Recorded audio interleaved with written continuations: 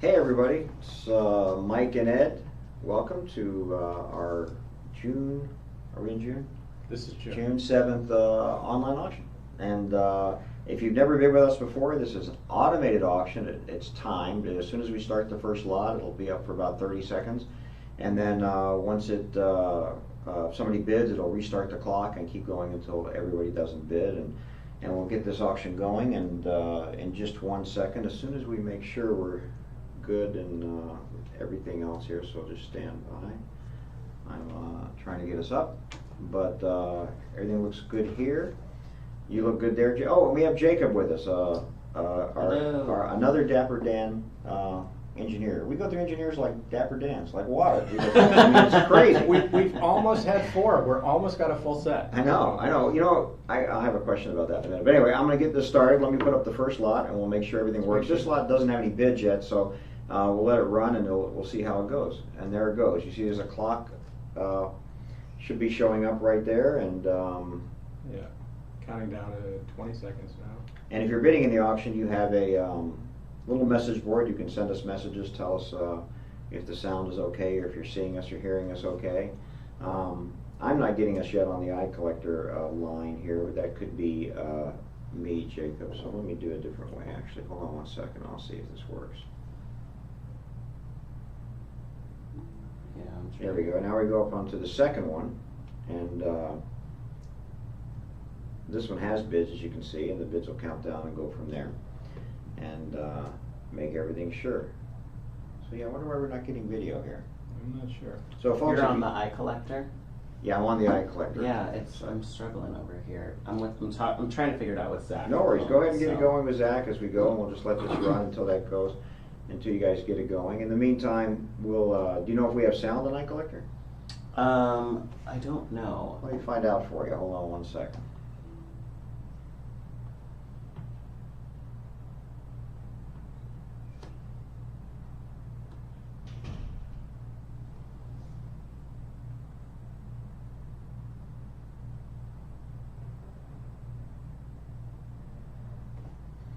I'll tell you what, let's let the auction run, and Jacob, why don't you take us down until we make sure we're good. We'll come back up. So we'll be right back. Sounds good.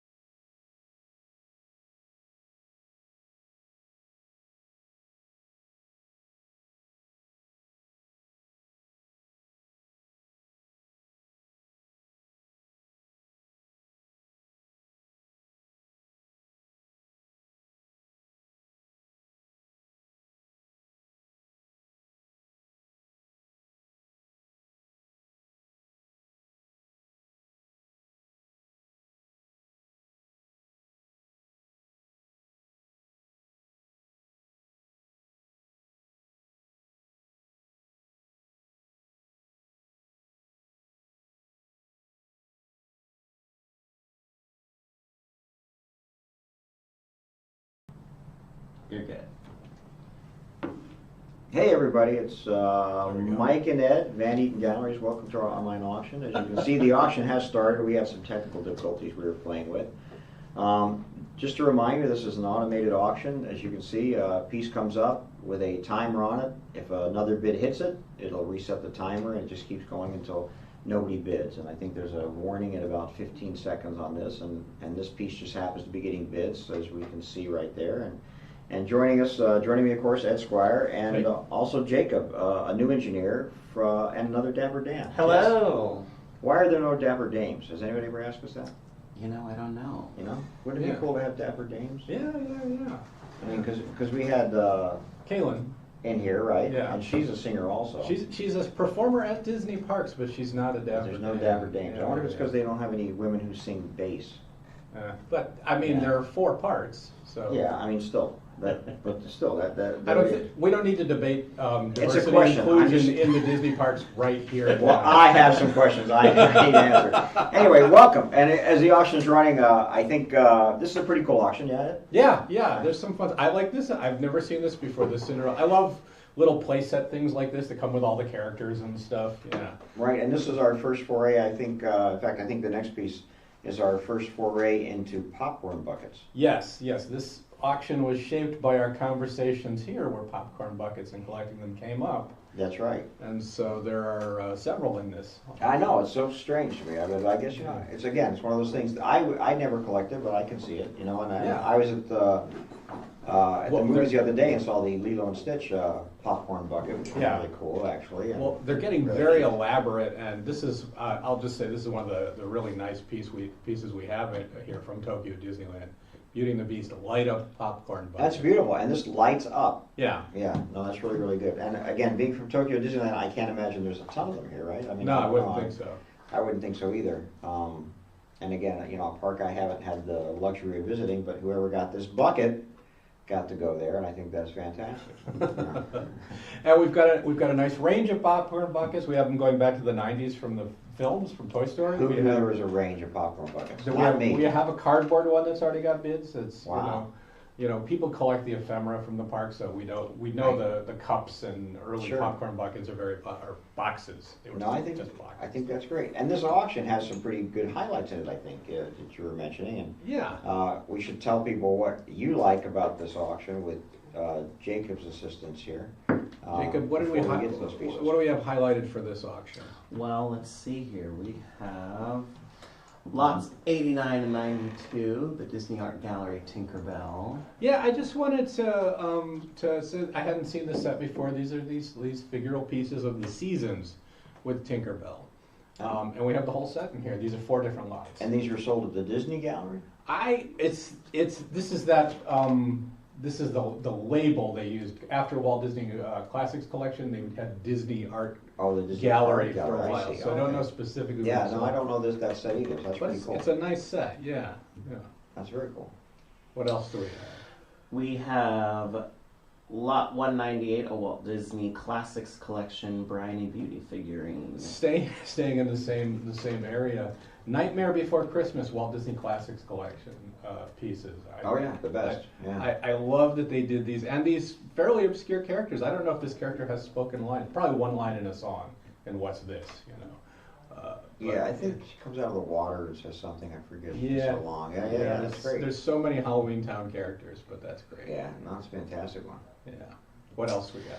We have lot 130, a Whitman Disney comic book pack. So I highlighted this one because we don't get into a lot of comic book stuff here. We have classic Disney comics once in a while, but these 3 packs of comics sealed in plastic are actually highly valued by comic book collectors. Really? So back when I was a kid in the 70s, you'd find these in the grocery store, and these were essentially overstock. These are comics that hadn't sold, you know. Mm-hmm. So they put 3 in a bag, so you could see the 2 outside, and you could kind of see the middle one, you know. And they were really cheap, and you'd try to, see that middle one, and make sure you got 3 that you really liked. But these go for really good money. I've seen.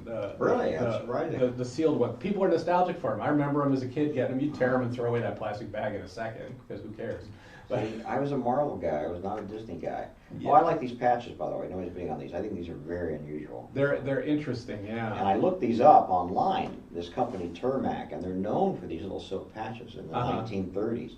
And this is actually a killer deal. I think, I don't know if I may have been on eBay and saw like one was selling for like $70 or $80. Yeah. Had sold for that, so that's a good deal. I'll have to do more research on these because no one's buying them. I'm really interested in them. I think they're very cool. So anyway, during this whole auction, as we see something come up that we like, we'll be mentioning it for sure. So just so forgive us as we go back and forth between conversation. But anyway, back to That's what we're known for. Yeah. They know what they signed up for. Exactly.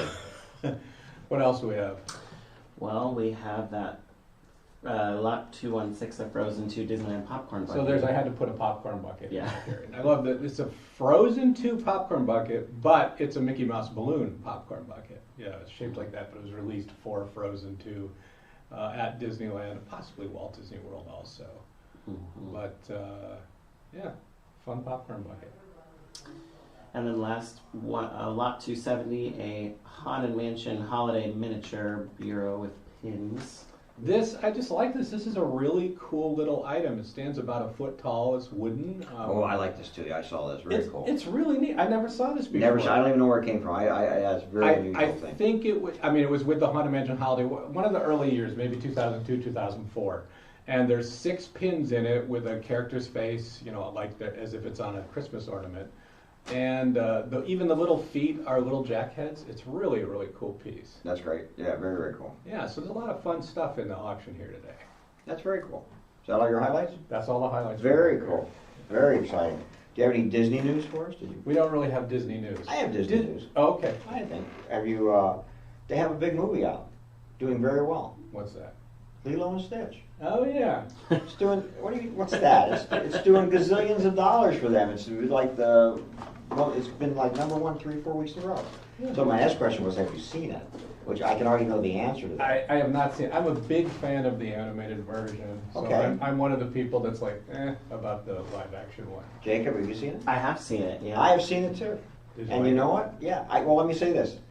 This may sound terrible, but I didn't fall asleep in it. That's So- terrible. Yeah, no, that's lately when I go to the movies, this may have to do with age, but lately when I go to the movies, you get in those big reclining chairs, you put them back, you have a little popcorn, and I'm gone. Yeah. Right? That's it. Doesn't matter what the movie is, right? And, Yeah. but this movie I didn't fall asleep in. I enjoyed it. I thought it was okay. Right. And look, it's not the animated movie, but we know that going in. Right. And the story's slightly different, and we know that going in, and everybody on the internet was up in arms about the ending, and I won't ruin it for anybody, but Yeah. the ending isn't what they talk about. It isn't anything like what they say happens on Right. the internet. So don't Yeah. let that, what I'm saying is don't let that dissuade you from going to Mhm. see it. What'd you think of it, Jacob? I really enjoyed it. The girl that plays Lilo is incredible. That little girl. I think that is one thing I feel the live action, the relationship of the sisters is really, really sweet to see that in a live action form. The only thing I didn't like Cobra Bubbles. I don't think he was mean enough, But anyway, it needed to be Ving Rhames, right? That's who needed to play Cobra Bubbles. So they got a guy. They made him bald. They put an earring in his ear, but he just wasn't this tough guy I was looking for. And Yeah. But see, that's getting too picky. Yeah, it's an enjoyable movie. Go see it.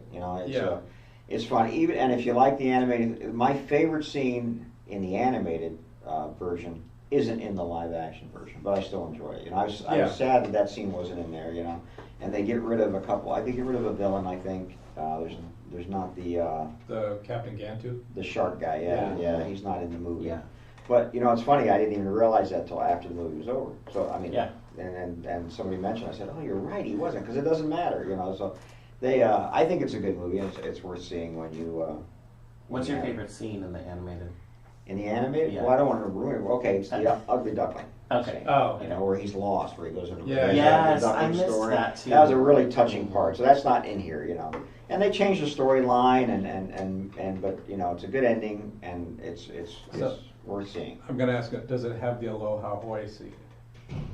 Let's see a little hot voice. It's when she sings Aloha Oi in the hammock, when she thinks she's going to be separated from Lilo. No, does not have those. That's like one of the most touching See, moments in Disney the animation. touching moments aren't in this Okay. particular movie. They make their own touching moments that are a little bit different. That's fair, and that's fine with. I mean, to me, that's almost as iconic as Baby Mine and Dumbo. Oh, Sure. wow. For like heart, tearjerker. Wow. But I don't want to be one of those people that says, "Oh, the animated movie's perfect. They should never make another." It's fine. They both exist. A little child who this is the first Lilo and Stitch they see is gonna love it, and that's fine. I think it's great. I think it carries a story. I think actually seeing the cartoon version and then seeing this version is fine. Yeah. I think it works. Both of them work, and they tell a great story. And now I'm looking forward to you know what? Lilo and Stitch is not shot for shot, which is what I was afraid it might be. Mm-hmm. And now I'm going to go see How to Train Your Dragon. I think Friday, And Oh, that's supposedly out this week? that's out this Friday. Oh, Yeah, very okay. excited about that. And people seem more excited about that than the Lilo and Stitch one. Although my understanding is that is a shot-for-shot movie, but we'll see. You know. We will see. I don't think it will be, but we'll see what they go. These vintage books are doing very well. Yeah, Getting a lot of bids. They're very, very cool. This is a great collection that we got in. There'll be more in some upcoming auctions, I believe, also. But yeah, just great books and fun books. I was curious about this. I didn't get to see it. Did you see it? It's grumpy on the cover. It's the magazine of After Dark Entertainment. Yeah, absolutely. Because Snow White was an after dark entertainment, man. It was a movie you had to go to and see. True. It was also a daytime thing too. Yeah, but inside. Yeah, and again, folks, if you have any questions, there's a message thing. If you're registered to bid, you should have a message thing where you can type in if you have any questions, if you're having any issues. Or we say something wrong. Yeah. So that's definitely what that's there for. Or you can join in a conversation at any time. But anyway, back, Lilo and Stitch, great. How to Train Your Dragon, I'm looking forward to. Another great animated one. And I didn't see the Marvel, what's the Marvel superhero movie? I don't remember. What's the Marvel superhero movie? Come on, guys. There's one out I don't now. know, I'm not Yes. a Marvel guy. Thunder? I heard it was very good. The New Avengers. Yeah. No, it's not the new event. They retitled it. No, whatever it is. Thunderbolts. Thunderbolts. I want to go see that, actually. And then, when I was in Lilo and Stitch, I saw a trailer for Fantastic Four. So, and I heard a rumor, I don't know if this is true at all, but it's a great idea. So, Fantastic Four, have you seen the trailer for it? I haven't. We talked about it. I saw It's I've seen it's like this different universe, 1960s version of a different universe, right? It's Right. very, very cool. Very good looking, very 60s looking, and a futuristic 60s looking thing.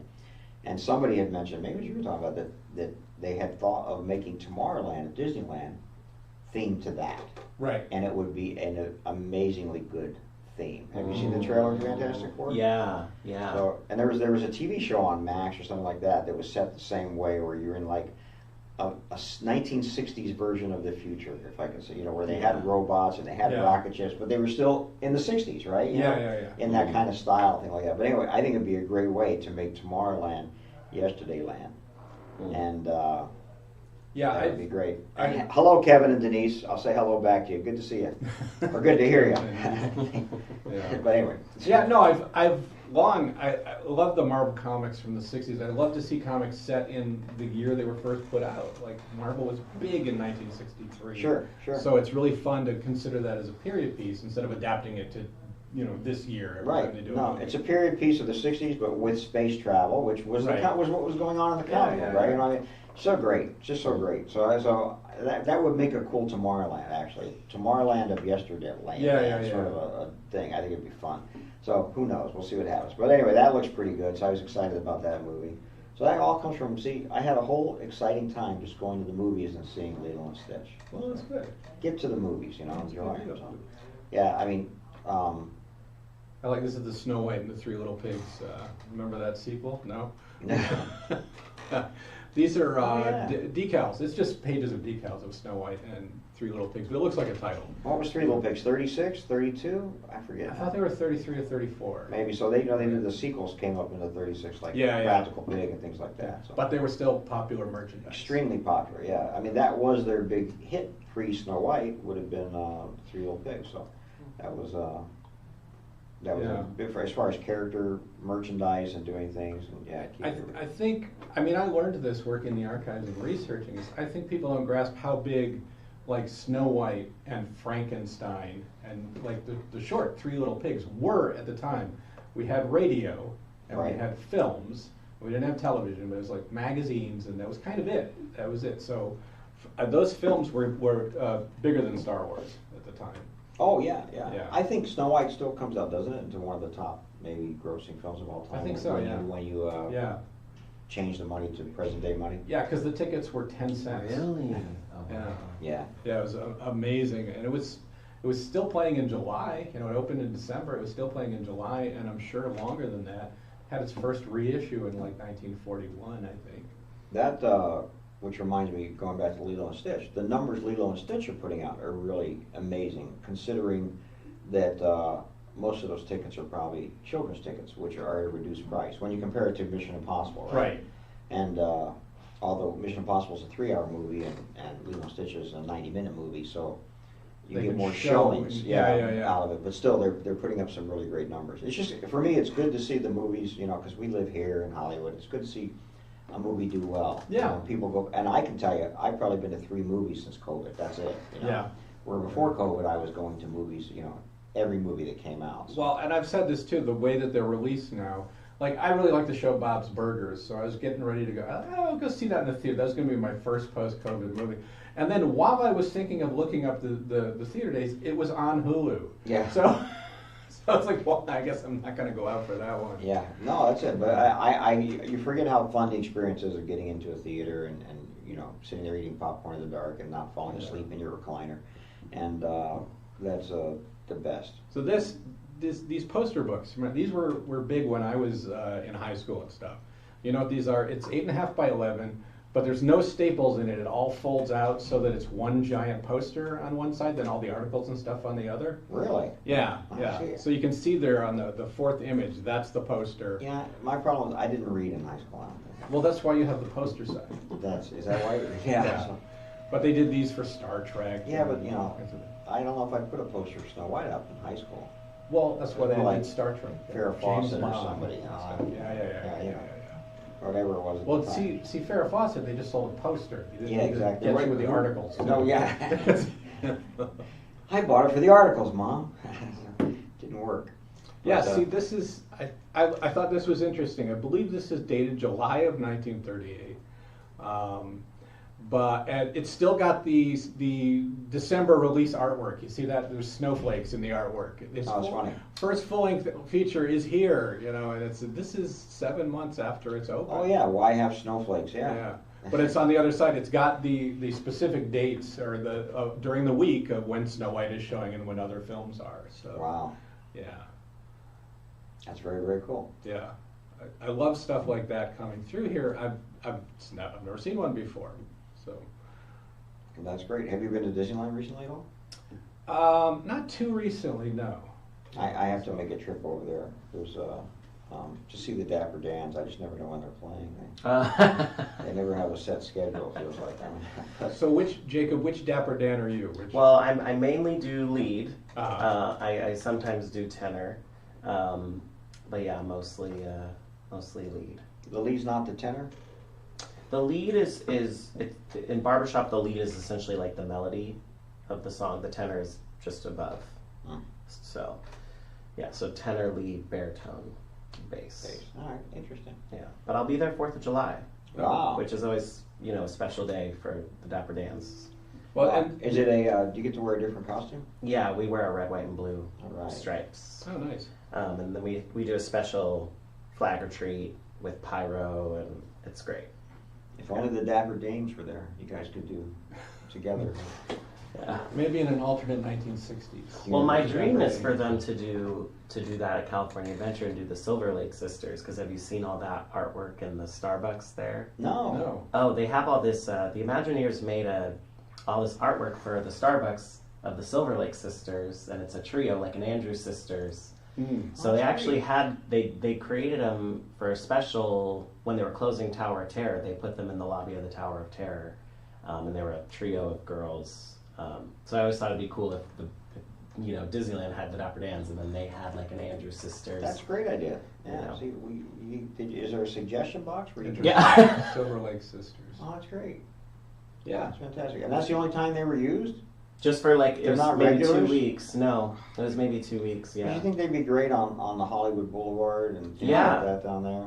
Which and speaking of Hollywood Boulevard and California Adventure, we'll get to that later. But we have a live auction coming up that has an amazing piece from that thing. It's right there, right? Yeah, wow, so excited about that. I can't tell you. That's coming up. But I don't want to spill all the beans right away. Right. You guys, by the way, this is great bidding on this stuff. I think I like this 30 stuff a lot. And this is amazing. This is a near complete set of the cards for this.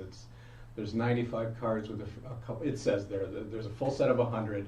There might be a couple duplicates here, so you're getting like over 90 of the different ones. But where are you going to see these? And these are Dutch, and you don't realize, we don't realize, or I never did, how big these films like Snow White were overseas. Mhm. I mean, gigantic overseas. In France, in England, in here, the Dutch here. Crazy big. And the merchandise and things like that for it. They had a whole nother merchandising, group over there doing, working with distribution and doing this kind of stuff. And the artwork is completely different from the artwork we used over here for cards and things like that. Just really, really cool. Beautiful Snow White art out of Europe. A lot of it seems to be inspired by the Tangren art, which isn't a surprise. No, since not he at all, was sure, yeah. European influence. I think we've talked about this before. They changed the animation for some of some markets. Like they did animate the dwarves' beds with French names on them and with German names on them. They changed. There are cells. There are different cells for the text in the movies. Did they make different cells? Yes. They actually shot new animation of that. I think she makes pies with their names on them, and Yes. they have that in alternate languages. Oh, interesting. And I believe there's at least one alternate version of the book that you see at the beginning. I can't speak to how. I don't think they did it for every market. They did it for a few of the more Specific common markets. languages. Yeah. But have you seen any of that artwork? I've seen film clips of it. Yeah, I wonder where those cells were, or if it was filmed over. Yeah. A friend of mine who lived in Mexico City told me that, and we'd never been able to find any research on this, but that there was a Disney multiplane camera in Mexico City, and he actually visited there when they were redoing something, one of these classic cartoons, and refilming certain scenes for Mexico. Interesting. And I've never heard of such a thing, but I wonder if that was animated here or over there or where. And if it was animated here, I would think we would see drawings from it. I think we would see cells from it. Well, let's think about it. Alternate backgrounds from it. It certainly wasn't planned at the beginning, but after the huge debut of the film, they must have animated those really quick for overseas releases. And this film would be distributed to countries at different times. Right. Everything didn't come out in '38. Yeah, we've looked up, for example, this is not accurate. Let's say the first Mexican Snow White poster might be 1941. It's right. We have a it's few much later, and examples then because of the war, I think I know for sure Pinocchio didn't get to Japan till into the late '40s or past even. Right. Yeah. And things like that. And they had to redo the soundtrack. They would have to redo certain things for it. I have seen stuff from that for sure. But you would assume they would have to do the same for Snow White. Yeah, it's interesting, Yeah, I have a CD of the Pinocchio soundtrack in German, and that was not recorded in 1940. So, No, in fact, it's interesting you say we just had somebody bring in some sheet music, original scores for the redubbing of Cinderella into Spanish for Spain, right? And I thought that was really interesting also. I mean, it's amazing the amount, we don't realize all the amount of work they have to do on the back side of this for foreign language. This is actually a really fun thing you can do if you haven't thought about this, but if you have Disney Blu-rays or DVD, listen to the songs in the alternate language tracks, and some of them are really beautiful. Some of them are really, really nice. I'm learning French on Duolingo, and so I'll watch, I put Beauty and the Beast on in French, and it was like, I had no idea how, the music sounds so incredible in French, Yeah. I have a German language Mulan soundtrack, which is it's amusing to me because it's German with that Chinese sound to the music. So, which is probably what the English sounds like in China, they're like, oh, it's ridiculous, but it's really fun. How do you like Duolingo? I like it. I've heard nothing but good things about it. I love it. It's such a game. And it's working? Yeah, well, so I have a friend. You should have said we. Yeah. But anyway. I have a friend that speaks French fluently, so I try and check in with her. I feel that I need to be better at listening, so I try and take it to the next level and not really look at my phone on the speaking exercises because I really want to try and understand it. But I think it's great. It's a great tool to help. Yeah, I do dive into that too. I think so. Yeah. You know, I think I don't have the brain to learn another language. I think you have to have a certain brain for it. So I don't know. I think you could do it. Yeah. I don't know. We'll see. I actually have a question because there's so many Snow White toys that it made me think. Do you think that there's more or less toys now for each individual film? Definitely less. Yeah, Definitely it seems less. like there's Yeah. so many. Yeah. Why is that? Or Part of it is just what the market can support, but in general, I'd say now it's about figuring out the 20 toys that everybody will buy, and that's all that gets made. Yeah. You know. At this time, first off, I think there were more toy makers. We'll use toys for example. There were more book publishers in the 30s than there are now. Now they've become these giant, conglomerates, right? Like Hasbro owns Mattel and all these other ones. Yet in the 30s, you had all these individual toy makers, and they all wanted to put out a Snow White toy, right? And it wasn't like they gave exclusive rights to you. You can do the toy and nobody else can do it. They said, sure, you can do that toy. Sure, you can do that toy. You can do that board game, and you can do the Christmas cards, And so I think they do a lot. They had a lot more licensing then. In fact, the whole company in the 30s and the 40s was driven by licensing. I think that's the only place they made money. They didn't make money in their movies. They made money in licensing, the characters. And Disney realized that early, and that's what made this company into what it is. So he realized it early that he'd get all these people to pay to make something with Mickey Mouse, and that's the way it went, I think. And some of these licensees, they might be very small companies that maybe only distributed largely to the Northeast or the Southwest. Yeah, and the story of Lionel Trains, I think, or which was going bankrupt. Right. And said, well, maybe we can make a Mickey Mouse train, which actually brought them out of bankruptcy. Those kind of things. Once that came out, and that was in the 30s, everybody said, oh yeah, we want a Disney product. We want this, we want that, and stores wanted to sell Disney products. But I think there was much more variety and much more inventiveness in what they put out. They came up with some really fun things.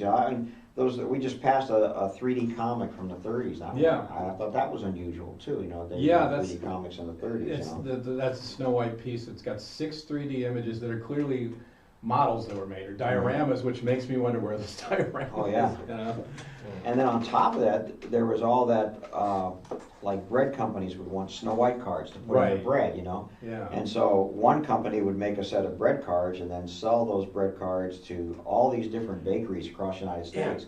Because at that time, your bakery was individual to the area you were in, Yeah. You didn't get Edmonds unless you were in New York, So we had the Mickey Mouse magazine that was stamped with a specific. I think it was a New Jersey bakery, the one we have right now. Exactly. Yeah. They're distributed through all these just small little bakeries throughout the Yeah, you can find them, the same exact magazine that's from Hawaii or from Colorado. Exactly. Yeah. They produce so much more stuff and more, honestly, more interesting stuff to me. And now I think it's different, how it's distributed and it's a single company, or it's Disney keeping it in-house, all this stuff. Or we're saying, okay, Enesco, only you can make 3D models of our characters, Right. and stuff like that. You have the license for 9 months, you have this, you have this, you have this. And it limits the amount of stuff that gets out for sure. were they pretty giving of who they licensed things to? In the I 30s just, and 40s? in general, compared to today, yes, I would say. Yeah. It was actually, they had hired a guy named Kay Kamen, who I always mention because he's one of my heroes, who was this just genius licensing guy, who sort of went out there and said, okay, we're going to do this whole licensing thing. We're going to make sure that everything that goes out is consistent and on model and, keeps the characters in a good light. He sort of oversaw it. And he was the one that would make all the decisions on who got a license to do what, And I mean, it literally made a lot of companies. I think it really made Hallmark, believe it or not. They were called the Hallmark Brothers, and those cards were so popular and just big sellers for that company. They became, a mega company, as did Lionel, as did Ingersoll, and many thanks to the Mickey Mouse watches and such. I mean, it's pretty amazing.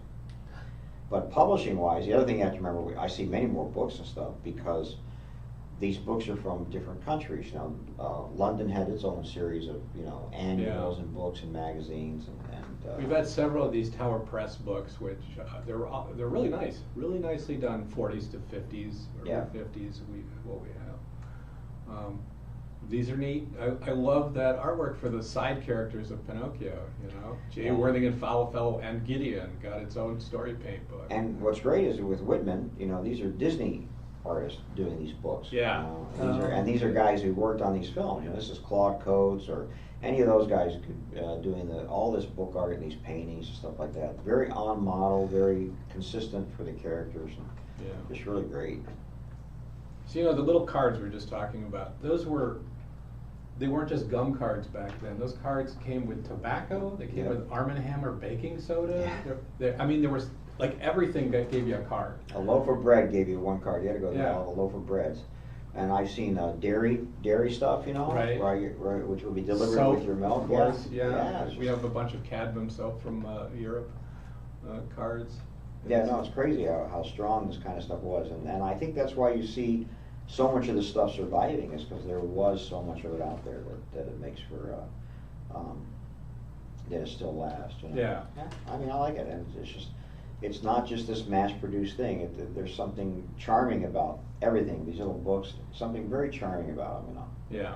A lot of paint yourself books and color yourself books I see. You know. The paintless painting books are interesting. These are the ones where you just got them wet and the color came out. Bleed out of them. I don't know if they still work, but you know, you don't want to do There's that. only one way to find out. I don't know. I think I had one when I was a kid in the 60s or 70s. I had them, I'm sure. I think the paper wrinkles up, doesn't it, when it gets Paper wet? wrinkles up, and it's like they're kind of odd. They still make that version of these. Yeah, I didn't know they that make was. some version of it. I didn't know that those were from, or that they had a version of that before. That's great. And you know, coming up, we already sold one, but this maquette series, because this is called the Archives Collection. So I assume they have these maquettes in the archives. I believe they do. I believe they do have all. I've never seen the Blue Fairy. Oh, that's not a maquette. That's not. That's one of those. Okay, Grand I've Gesture seen the pieces. Jiminy. I've seen the thing before. I just saw the. These are a little smaller than the actual maquettes, but they're Right. beautiful pieces. They really have the exact look of that, which it's kind of the finish and color, sort of a matte tone to them. That they just look like the studio pieces. No, I'm a big fan of maquettes, and they're getting harder and harder to get. But there are some out there, and I think I have a Stromboli in my office that I really like, and a Pocahontas. But these are. This is the Grand Gesture piece, which again here, you know, this is Disney in-house, right? Right. Making these with, I think, UNESCO with UNESCO. These seem to follow up the Walt Disney Classics collection. It's 2015. But the only place you can seem to find this kind of stuff is either in a deal. There are dealers who deal in this, but for the most part, it's at Disneyland. It's at the parks. Right. I never saw it. You see that box is clearly adapted from the Walt Disney Classics green box. It looks just the same. But I hadn't seen these till I was here, so they're So UNESCO, I believe, took over the Walt Disney Classics and then expanded the line into things like this, the Disney Archive thing and stuff like that. Because when the Disney Classics came out, that was an in-house thing for a long time. Mm-hmm. You know, in-house Disney artist, everybody doing that work and putting out those sculptures. It was great. I think it was spearheaded by Dave Pacheco, I believe. I think so. Yeah. Yeah, they were over in Glendale near Imagineering, and I remember kind of the first thing they did were the reproductions of two maquettes, Beauty and the Beast. It was, and then they kind of came up with the whole line and the subscription, not subscription, membership. You get membership for a year. You'd get a piece with your membership, one of the little pieces. And, that was great, and people clamored for the stuff. And then they came out with really limited editions, and they at the Disneyana conventions they'd make special pieces, and they're all fun. I mean, they're truly beautiful adaptations of a two-dimensional character to three dimensions, which is not an easy thing to do. But I've never seen one and gone, that one's kind of off. You know, they're just fantastic. It's funny, and then coming up, you have the original theatrical release Fantasia program. Yeah. I think these are interesting because for some reason we see these a lot. Mm-hmm. We don't see the Snow White program. We don't see the Pinocchio program very often. Yeah. We don't see whatever came after Fantasia, a Bambi program, any of those. But Fantasia, for some reason, those programs survived. I don't know if there was just like Well, at some yes. point some unused new stock that, you know, So the original release was in 14 theaters right? nationwide with the Fantasound. Oh, that's right, had to have the Fantasound, yeah. So let's just say that's New York, Chicago, I'm guessing here, New York, Chicago, Los Angeles, and 11 other places. This was a big deal in a lot of places, and so I think people just bought them. And then, like you see in the East Coast with California souvenirs, people brought them home from vacation and put them in their attics and kept them forever. Yeah. So, I It's just just the think one we see the most of all Yeah, those, yeah. you know. I've only seen one Pinocchio, which was here. I've only seen one Snow White, which was Bob Clampett's. Right, and then we have another Snow White, I think, in this auction. I did, yeah, I think so. Yeah, and then another, with the Cathay Circle center thing in it, that. Yeah. center. Yeah, but it was pretty amazing. But yeah, but this, to think about it, this is from 1940, which is what, 85 years ago, yeah. I mean, that's pretty amazing. And this one's in really, really great shape too, so I really Yeah. like that about it. So that's an excellent piece. And it's funny because I have people bring these in a lot because there's signatures in there, printed signatures, but everyone thinks those are actual, it's actually signed by Walt. And the artist on the cover, I forget her name, but she was the Asian woman that was in feature animation. She also did all the Vernon Kiln's art Yeah, for the plates and things like that, yeah. Right. I can't remember her name either, unfortunately. But I've seen photos of her working on that piece right there, painting it about this big. Yeah, somebody mentioned that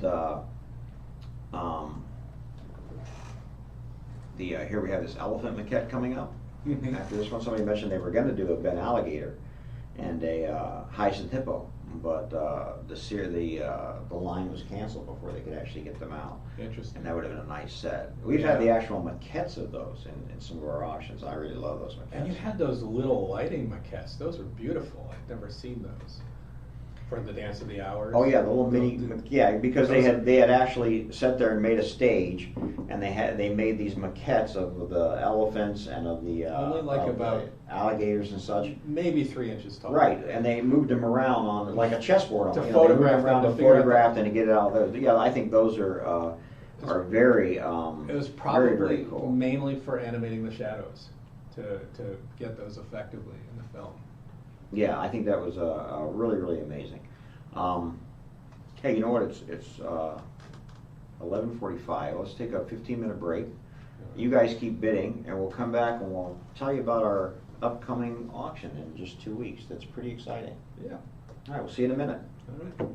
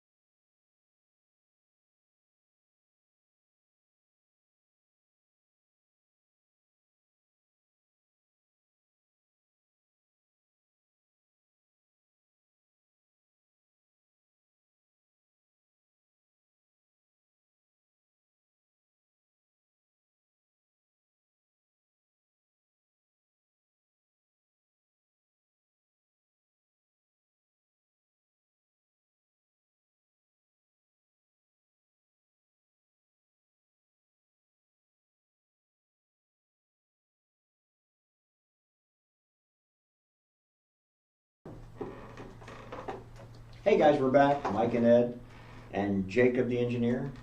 Welcome back. Thanks for all the bidding. Hey, you were just talking about this piece just before we came online. What is this? This is a Belgian poster. It's not a big one, 13 by 18, but that mat that goes with it is a hand-painted mat that extends the illustration into the mat. And you can see on the bottom, it's custom cut around the hand. I always forget if that's John or Michael. Yeah. And Peter's hand on the right side. It's cut around them. It makes this a beautiful one-of-a-kind piece. Wow. Yeah. That's very, very cool. Yeah. And I mean, I've never seen the Belgian poster before either. It's got 2 languages in it, French and Dutch both. Wow. Nice piece. Really nice piece. Wow, beautiful presentation. I actually haven't seen this piece in person, so it's Yeah. pretty cool. Not bad at all.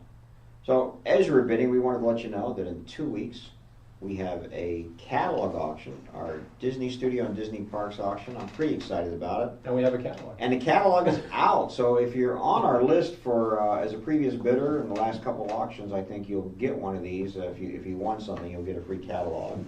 It's also online on our website, and you can visit there and actually download a digital version of it there. So if you have that time, I would tell you this is just a pretty cool auction. I mean, Nice, it covers the Disney Studio from the 30s to the present, which includes a lot of animation arts and products like merchandise, things like that. And then of course the Disney parks, which with some really cool props and a ride vehicle and a little bit of this, a little bit of that. So it's pretty neat. And Ed, in his spare time, picked out some pieces he thought were highlights. And I don't remember what they are, so Jacob. Let's see. Let's see what they are. What did I highlight? All right, so first we have a Snow White Radio City Music Hall premiere program. Oh, we were talking about this program. It's Yeah. so rare, these programs, and this is a very cool one, because this one's from Radio City Music Hall. Radio There you City go. Music Hall specifically. So this is also really cool because, like you said, I'm sure this premiered at just a couple places, right? Yeah. And this program, in the center of it, has this big silver foil printed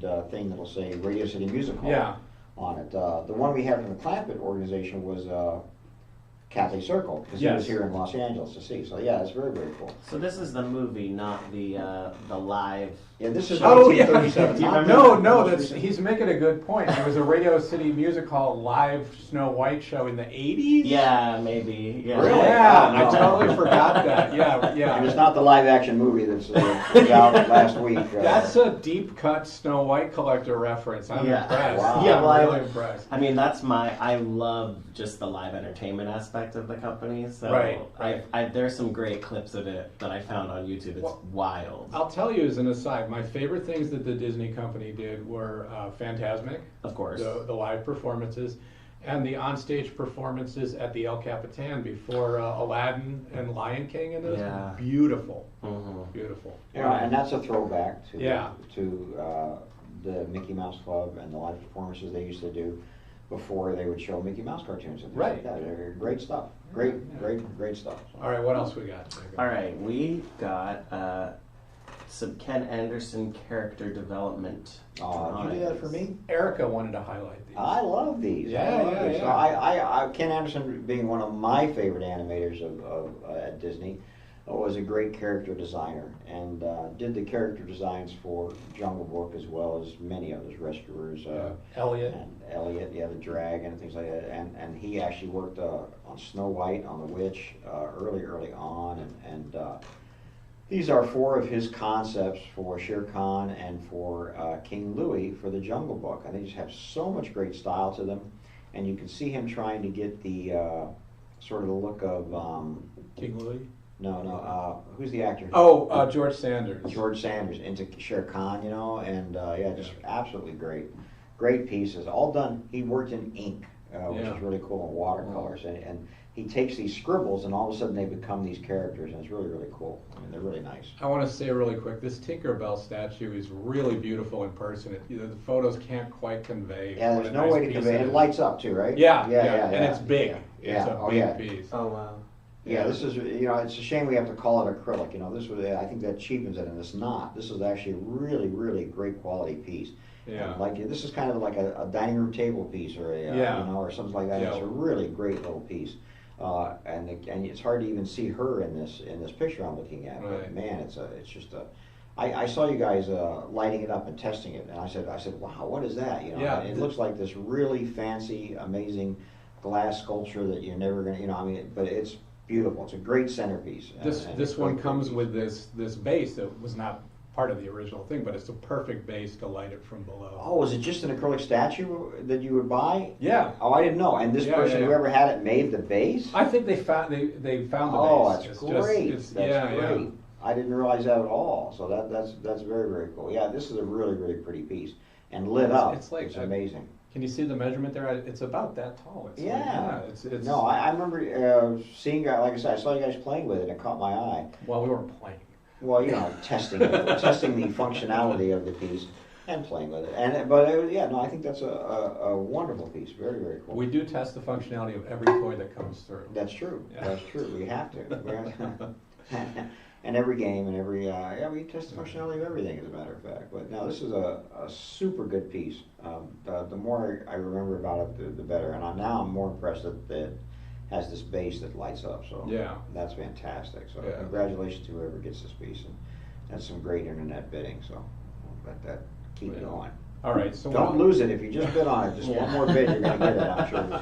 You know. Yeah. It's so hard. You get when it's you think, oh, $25 more, 25 more. You know, it just it's great. But that's how you win it. You know, if you want it, you should win it. That's what I say. So, I get caught up in auctions. I don't know if you do, but I just get caught up. Yeah, Yeah, I can't help myself sometimes.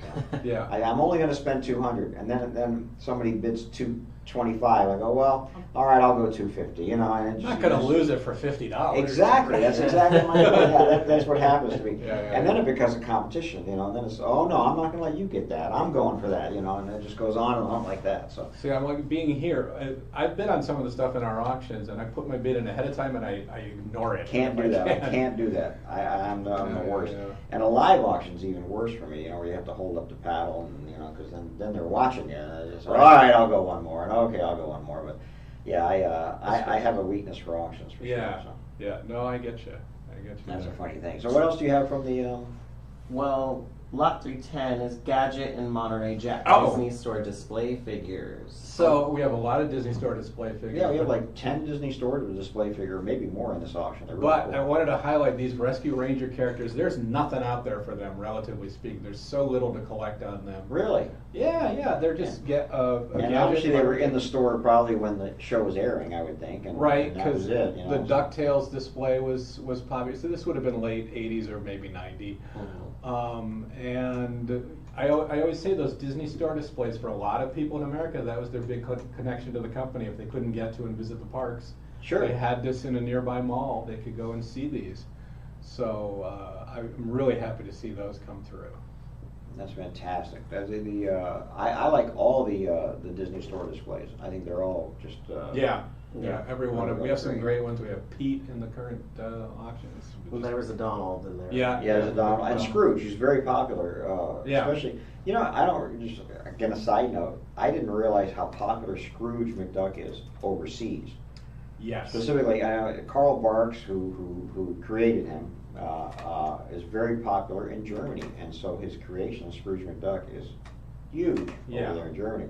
So even when we put that catalog out, you know, the first emails I get asking about it are always from overseas, you know, because Right. he's such a popular character over there. And no small thing. The Scrooge we have right now is pre-DuckTales. You know, in the comics, he usually had a red coat on, which is the figure we have now. Really? When at Disney stores opened in '86, I think they were a little before DuckTales. But when DuckTales was so popular, they made a new scene for it with a blue-coated Scrooge matching the TV show. Wow. But this is nice for the comic book fans. This is a really nice piece. Those are great. Next, we have a Mark's Disneyland playset. I just wanted to put this in. I just love these play sets where. This is a rare one too. Yeah. Yeah, this complete Disneyland playset, and this has to be what year? Do we say what year? Oh, you don't know what year I it is. think it's 57, but Yeah. don't quote me on that. I see a lot of dates every There's day. no monorail. Yeah. Is there a Matterhorn? I think there's a Viewliner in it. I can't tell if there's a Matterhorn or not, but yeah. But I mean, part of the charm to me of these deluxe, intricate play sets is how not intricate and deluxe they are. It's kind of this bare plastic mat. Yeah, we were with a easy few to little please back pieces. then, right? We were. Yeah, it was like, woo! We use this thing called imagination more than we do now, right? You know, everything's laid out for us now. We don't have to think about it, but back then you had to go. This is the, just to go back to what's being auctioned off now, these are those pieces you had mentioned earlier in the auction, the seasons. Now I have to underline here a mistake we made. This is what happened with, we have Tinkerbell as one word in the name of the next three pieces. Wow. Which all of us know that that's not how it's done. But we do so much stuff that these got past us. I can't believe you have that. Usually we catch that mistake. I actually was didn't know that it's 2 words. It's 2 words, and the funny thing here is I caught it on one of the 4, and I didn't. And so in the description, you have it as Tinkerbell as 2 words. I see that. Just in the title. This is sometimes we have an old title and we just missed updating it. That's funny. I didn't realize that. So that's one of those words that in my head I always think it's a one word. Well, Neverland too. Neverland is 2 words. It is? I see. Yeah. Well, I think because it's Neverland. I think is right. Oh. Because it's technically Neverland. Yeah, that's a good point. But the movie is Return to Neverland. It's not Return to Neverland. That's true. That's true, but that movie has nothing to do with the original Peter Pan. Yeah. Well, it has something to do with the original Peter Pan. It only exists because of the original Peter Pan. Yeah, but it could be from the book. I don't know. It's very, I don't know. So these are things that we need you guys at home to help us with. So because we'll never know. But there are a lot of words I think that I always think are a single word that all of a sudden aren't or need a hyphen. It's all that. Well, we do Grammarly and things like that helps us through that, and they're not always right either. So. We do enough lunch boxes and wristwatches that every once in a while you pause like, wait, is lunchbox 1 or 2 words? Wristwatch is 1 word, but pocket watch is 2 words. It's Some people spell Tinkerbell as a 1 word with 2 L's and an E on the end. Bell, B-E-L-L-E. I've seen that, and of course it's different overseas. We just got that tray I showed you from Mexico of Tinkerbell, and her name there is Campanita. So. Yeah, and someone also mentioned, don't get started on the misspellings of 101 Dalmatians. Let me tell you something. It took me years to learn how to spell Dalmatians. Years, That's always been a word that, just the word Dalmatians, much less putting the 101 in front of it, instead of spelling it out 100 in words and things like that. There was a time when spelled out was the animated film, and 101 was the live action film. That was very specific. There had only been 1 reissue poster, like in the 60s, where they used 101. Oh yeah, it is spelled out, and then 101 is spelled out in words. Yeah, that's right. But now it's just all over the place. It's always a number. It looks like Neverland has many, many different ways. Yeah, but there's like an official Disney way. Oh, okay. Because I also looked up didn't during know one of the that breaks. Apparently on the Jamboree, it can also be referred to generally as the Neverland or the Neverlands. Which I didn't realize. That and then it would be one. But then it would be 1 word, I bet. Yeah, in that case, the Neverland would be 1 word. Yeah. Interesting. Like the hinterlands. Yes. Which is, That's I don't cool. know why that reference occurs to me, but. That's very cool. What else do we have from this exciting? That's all we have. Those are the lots, but we can show a little picture of the display. Got some pictures of the exhibit. That's all right, going so on let's right just now. hold on that picture right there because there's so much here. Look at that Stormtrooper, which is really, really cool. Yeah. That was sold at Disneyland in the Galaxy area Galaxy there for years. Those are really cool.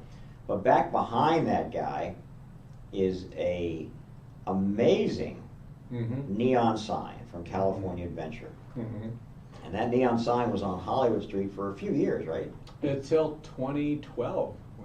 Before, and so it says Philip A.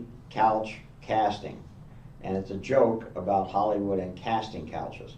And it was there on Hollywood Street until they started to get some complaints about it, I guess, right?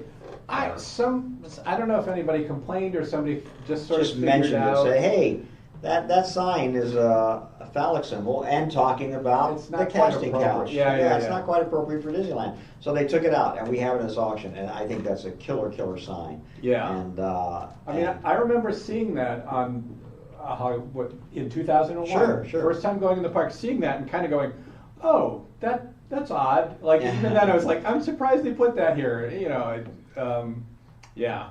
I'm surprised that's in this thing. Yeah, no, I think it's a great neon sign. Very cool. We have it mounted to the wall. It lights up. Yeah.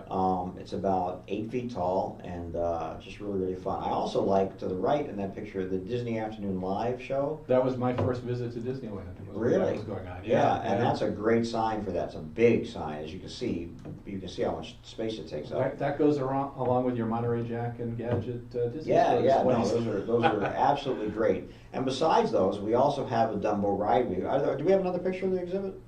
I think that's the only one. So there's a Dumbo ride vehicle that was from the 50s, and then became Photo op. a photo op ride. Yeah, a photo op car.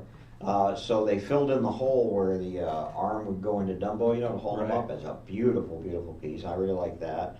And then you just reminded me of the Euro Disney poster right there, which is incredible. So, and I always have loved, I've never been to Euro Disney, but I love the posters they did for the attractions. Mm-hmm. And that's a Discovery Mountain poster, which was actually Space Mountain. And It was Space Mountain when it opened.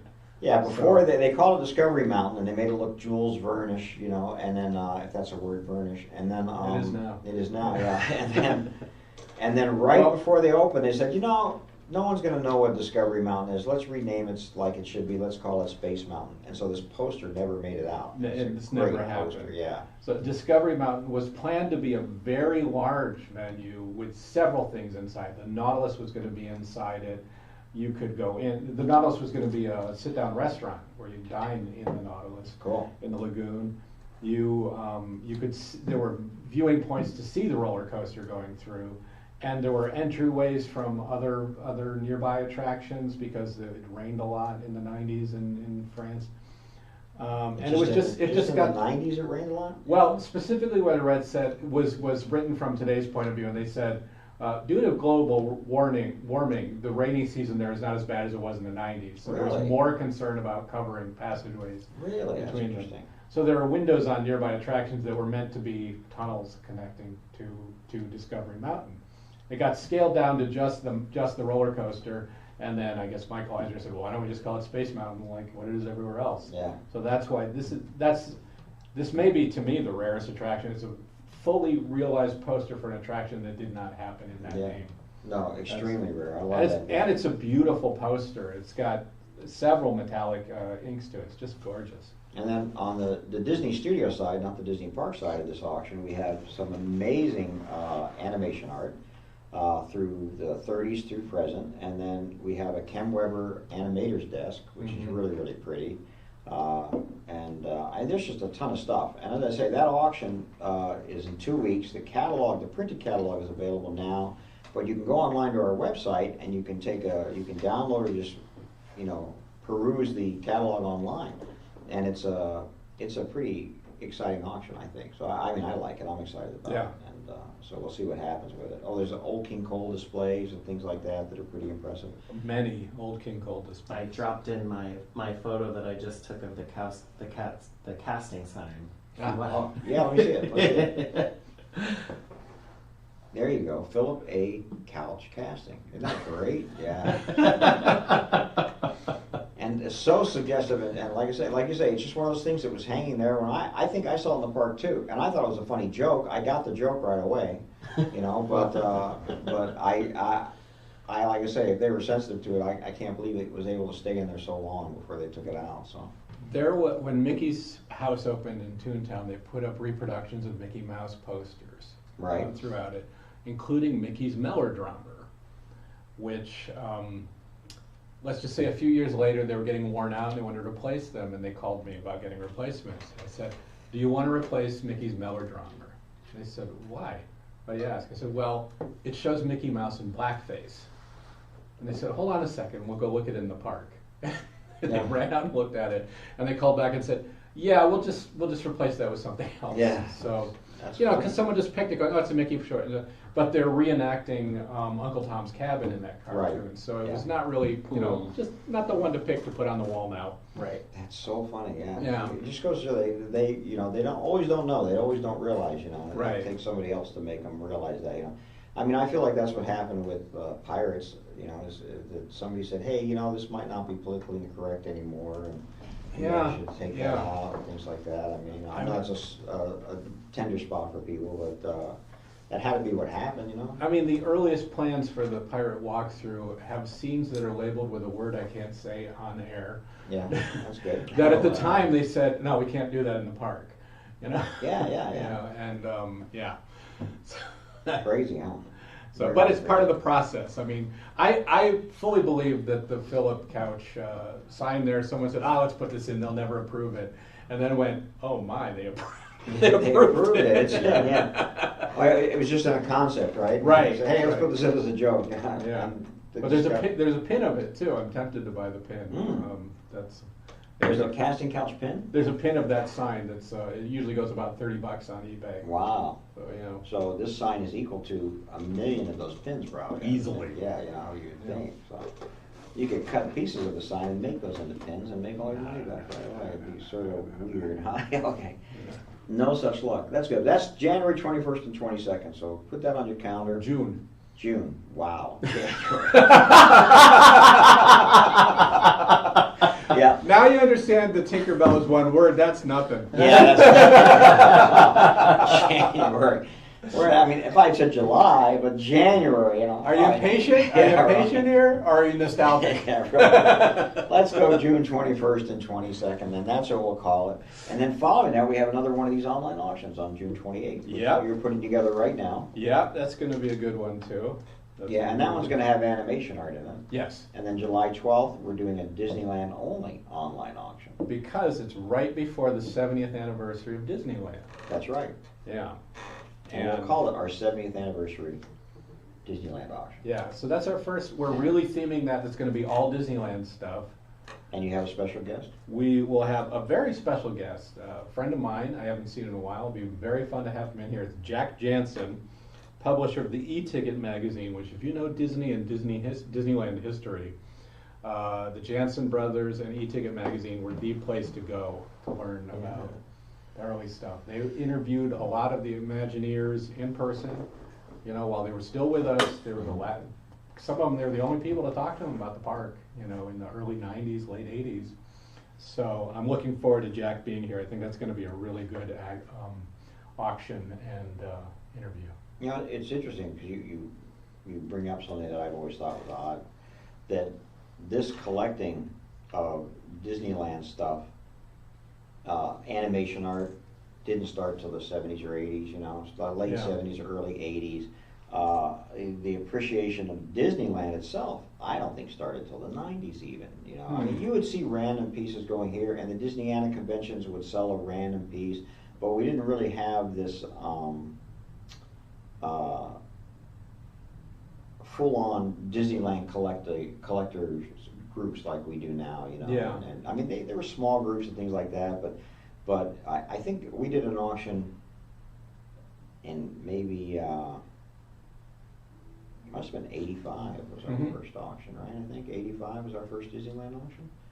No, it can't be. I'll have to ask somebody that. But anyway, but whenever it was, that was no, it couldn't have been 85. How about? Weren't you 95? You're just past 30 years. How about 2015? Now, so 2015. Do you want to lie down for a minute? It's January Yeah, man. 85. What's going I think Disneyland wasn't as big as it was till the last, I'm going to say the last 10, 15 years, and it became a really Right. big deal.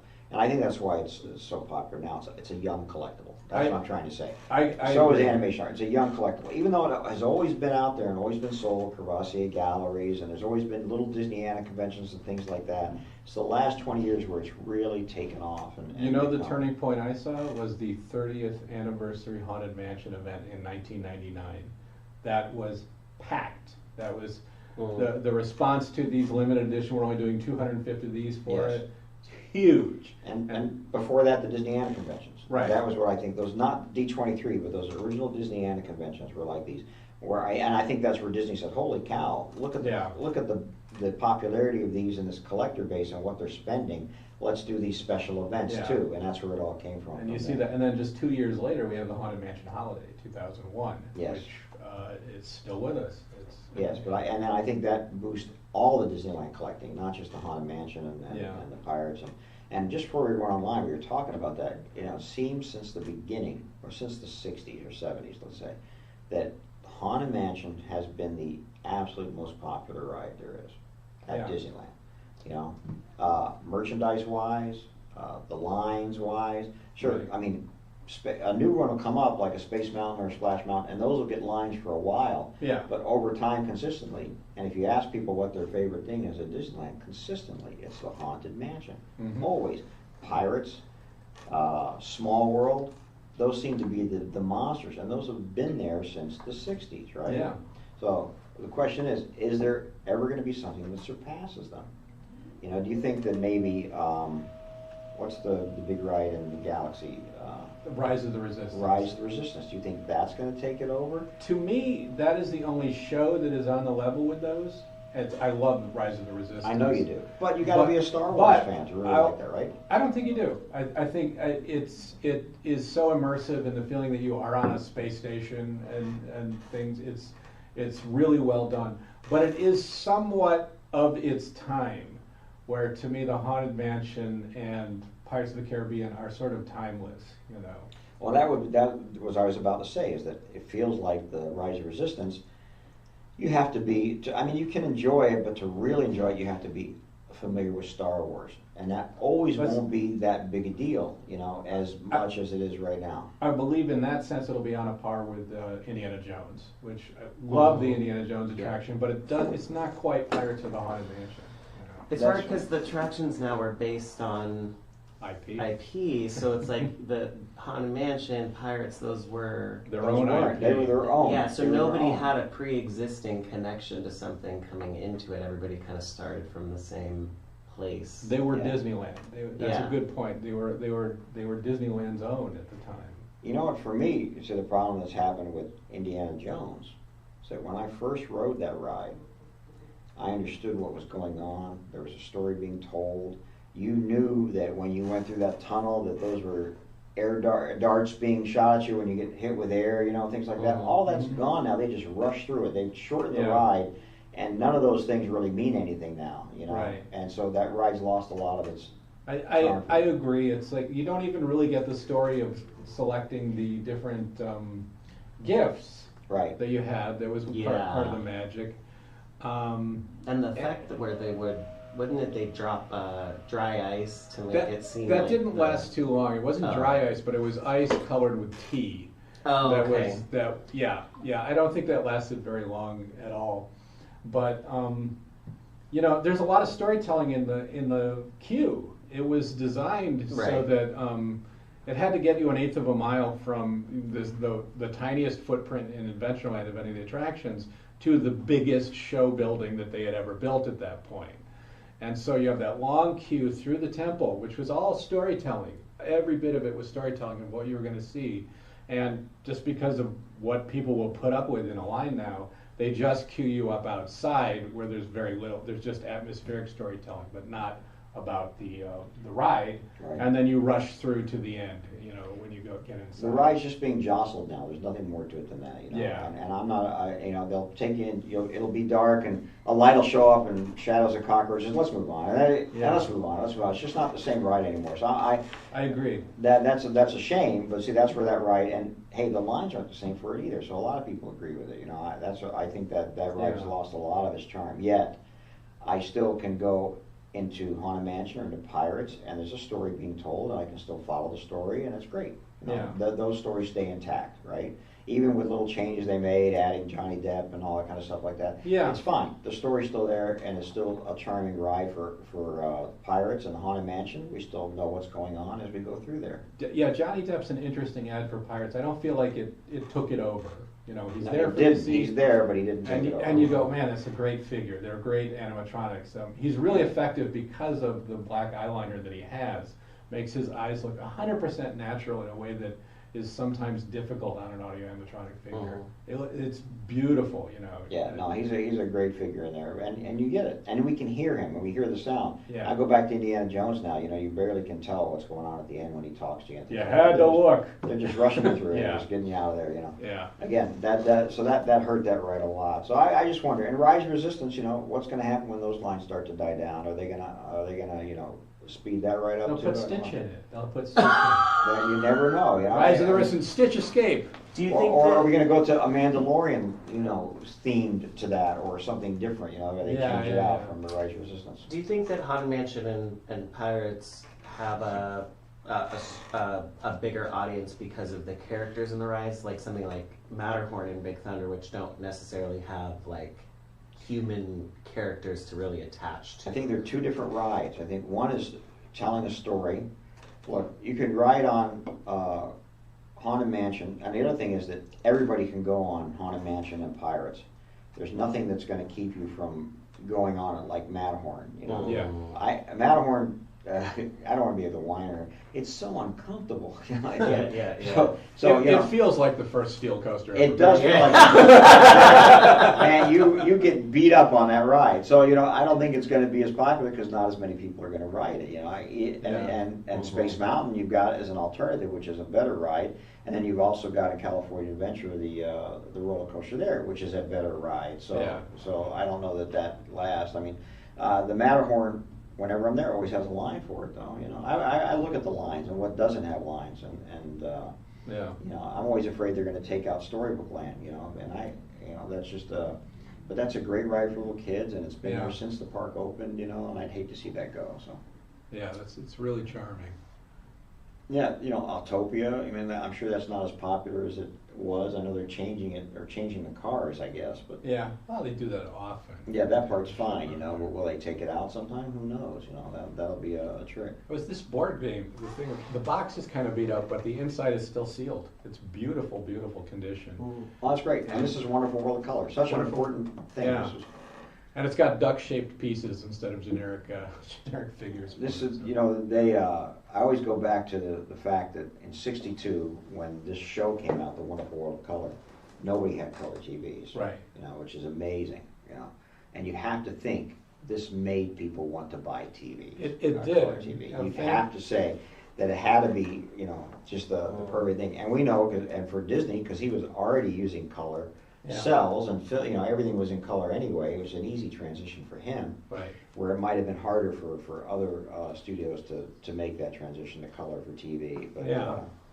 Well, pretty famously, RCA, their sale of color television skyrocketed when they announced they were sponsoring Wonderful World of Color. had to be. I Really? mean, what a great synergy is. I love that kind of, you know, business synergy and things like that. I think it's pretty amazing. But Walt was smart from the beginning. We said this here before, but you know, in 1951 he was on TV promoting Alice in Wonderland and promoting Peter Pan the next year, and then with Disneyland promoting the park, and you know, Right. winning an Emmy for promoting 20,000 Leagues Under the Sea. You know, people criticized Operation Undersea as a big ad for the movie, and then it won an Emmy. So it's like, you know. Hey, he used TV to his advantage, and the only reason he got on TV, if you think about it, you know, was because he was able to get ABC to help Sponsor the park. sponsor the park. Yeah, Right. to help him build the park, 'cause he needed money to build the park. And so he said, well, hey, we'll do these TV shows for you. And ABC said, okay. And those TV shows became such a marketing bonanza for him. Mickey Yeah. Mouse Club was one of those shows. Of course, Davy Crockett, all that. But Zorro later. the yeah. Disneyland show, and then Yeah. what became the Wonderful World of Color, and what an amazing thing for Disney. And I think that that made it so that you didn't have to go to Disneyland to enjoy the park, Right. and you didn't have to go to the movies to enjoy Disney. You know, because he'd show Yeah. the movies on the show. That's where I saw a lot of the movies. Oh yeah, I saw a lot of the movies in two parts on Sunday nights. Reluctant Dragon, which was Yeah. a big movie for me as a kid. Yeah. I saw on the Disneyland show on the Wonderful World of Color, you know, and I said, wow, this is what the Disney studio is like. Yeah. I want to go there, you know. Well, again, for me, it was watching a day at Walt Disney World, and that's what I was a Haunted Mansion fan before I ever got to visit it. Decades before. I Right, ever right, got to visit that's it. true. And remember, he did a whole thing on on Pirates and when they were building it, Yeah. sitting there, and even Small World and Mary Blair and all those people, just amazing. Yeah.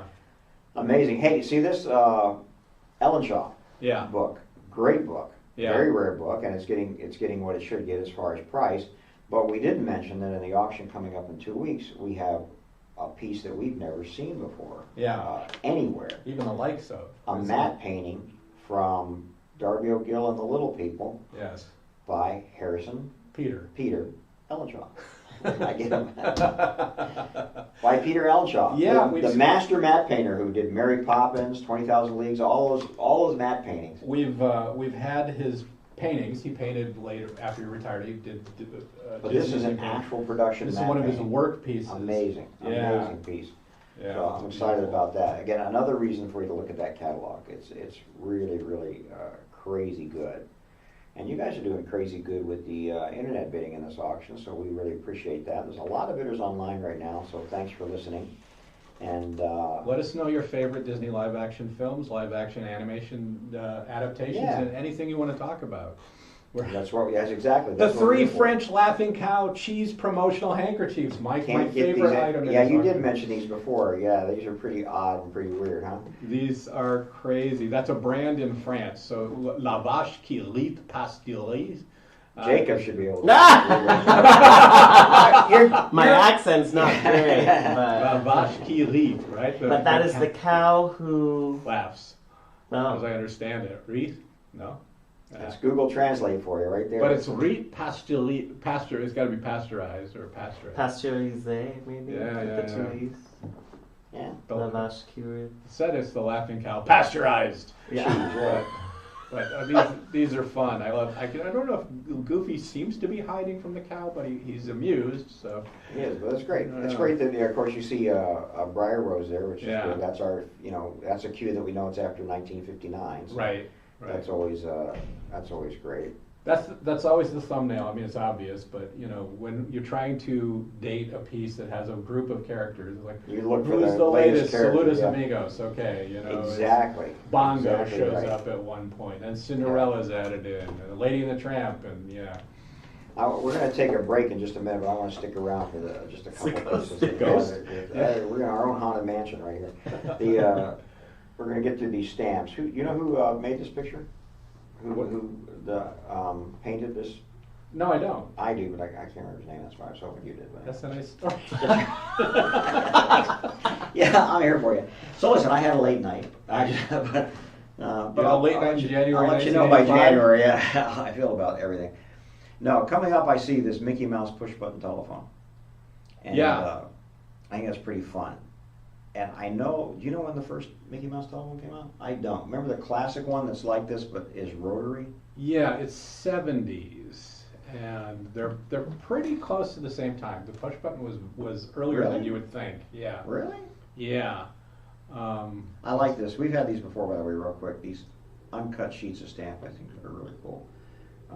Let's I see. think they frame up beautifully. Paul Wenzel and Bob Moore. Paul Wenzel. Yeah. I actually got to meet him and talk to him. It He's a says great Paul guy. painted the portrait, and Bob. This is what AI says. And Sorry. Bob Moore did the characters. Background with Yeah. children emerging from Sleeping Yeah. Beauty Castle. Yeah. Yeah, it's a great piece. No, that's great. So you're telling me the push button and the rotary? Because it seems like the rotary was a much older phone. Well, you're asking me to remember some research that I did for these pieces recently amidst hundreds of other items I and thought you could research. remember that. Well, we'll see in a moment what it says on the push button phone. I don't even know when push button phones came out. 70s, Did they really? late 70s. Wow. Yeah. That's really crazy. Yeah, I want to see when it gets to it. Because this is a very nice piece. I like this piece a lot. Well, talk about an iconic classic Americana thing. Like a Yeah. Mickey Mouse telephone was a thing, a big thing. And I assume it would still work if you had a phone plug. We somewhere. couldn't test it because We we don't don't have have the plug. same kind of plug. Isn't that weird? We have landlines, but not that kind of plug. No, So- well, our landlines are still There you go. internet-based. See, I believe. 70s, 80s, this may be a little bit later model, but they came in the late 70s. Wow. Was the stamp Paul Wenzel and Bob Moore? Yeah. Yes, that's it. Yeah, Paul Wenzel was the guy who I met and got some paintings from years ago. A very nice man. Yeah, this is a really cool piece. And we couldn't, like you say, we couldn't test it because we don't have phone jacks here in this place, which is crazy to think. Well, we have phone jacks, But it's a different kind. It's an the internet 19. based, I yeah. didn't know that they changed. They you know. changed, yeah, they absolutely changed. I could have taken it home and tested it. I know I still have them, and you'll get a dial tone, even though we don't use a landline. Wow, well, you know, it's funny, I have a landline in the kitchen that I don't think I've used in, Right. whoever knows, you know. Honestly, there was a point when I realized I was spending $300 a year to answer the front gate of my building, you know, on the To landline. have a landline. So I was like, all right, just send it to my cell phone. Yeah, it's pretty incredible how Yeah. things have changed. These always do well, these annual reports. They Well- usually have a lot of information, and this one, I'm assuming, is talking about the opening of Yeah, Disney World. yeah, right? absolutely. Is that what we're looking at there? You see it right there. Look how flat and I mean, no trees. It's there always are. how low the trees are. The annual reports are a great snapshot of what they had just accomplished and what they were planning on doing. And usually there's something they were planning on doing that does not come to be. Something changed. Sure, sure. So they're Yeah. very interesting in that effect. Like it just. Wait, is that the castle that I was seeing in that Yeah. picture? And, man, you can't see that from the lagoon anymore, can you? Nobody's bidding on. I love this Candy Factory box. It's got everything is in it except for the candy, which would be the easiest part to replace. That's crazy. But Absolutely crazy. that's a great set there. That's crazy. All right, let's take a quick break. It is 12:50, so we'll be back in like 20 minutes. We're going to grab a quick bite. You guys just keep bidding, and we'll come back and see you then. All right.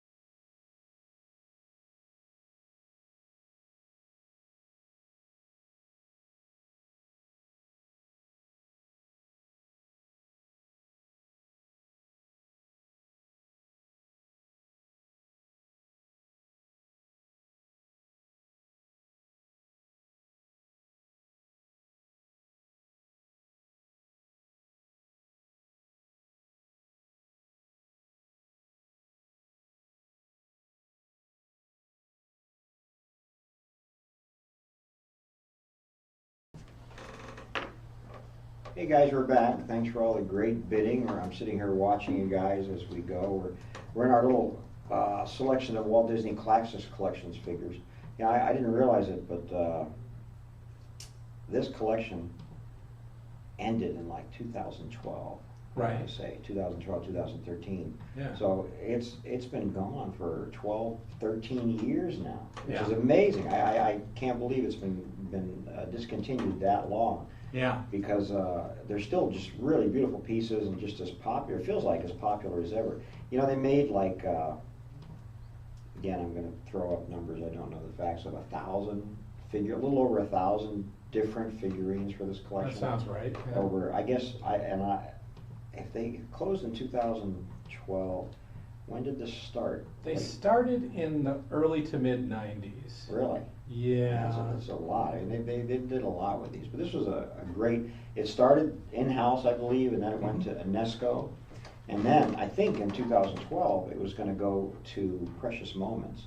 But Precious Moments sent out like a sneak preview of their figurines, and people hated them so much that Precious Moments says, "Oh, we can't do this." And They were putting their own style on them? Yeah, they were putting their own style on them, and that wasn't. Which might have been a little ahead of its time.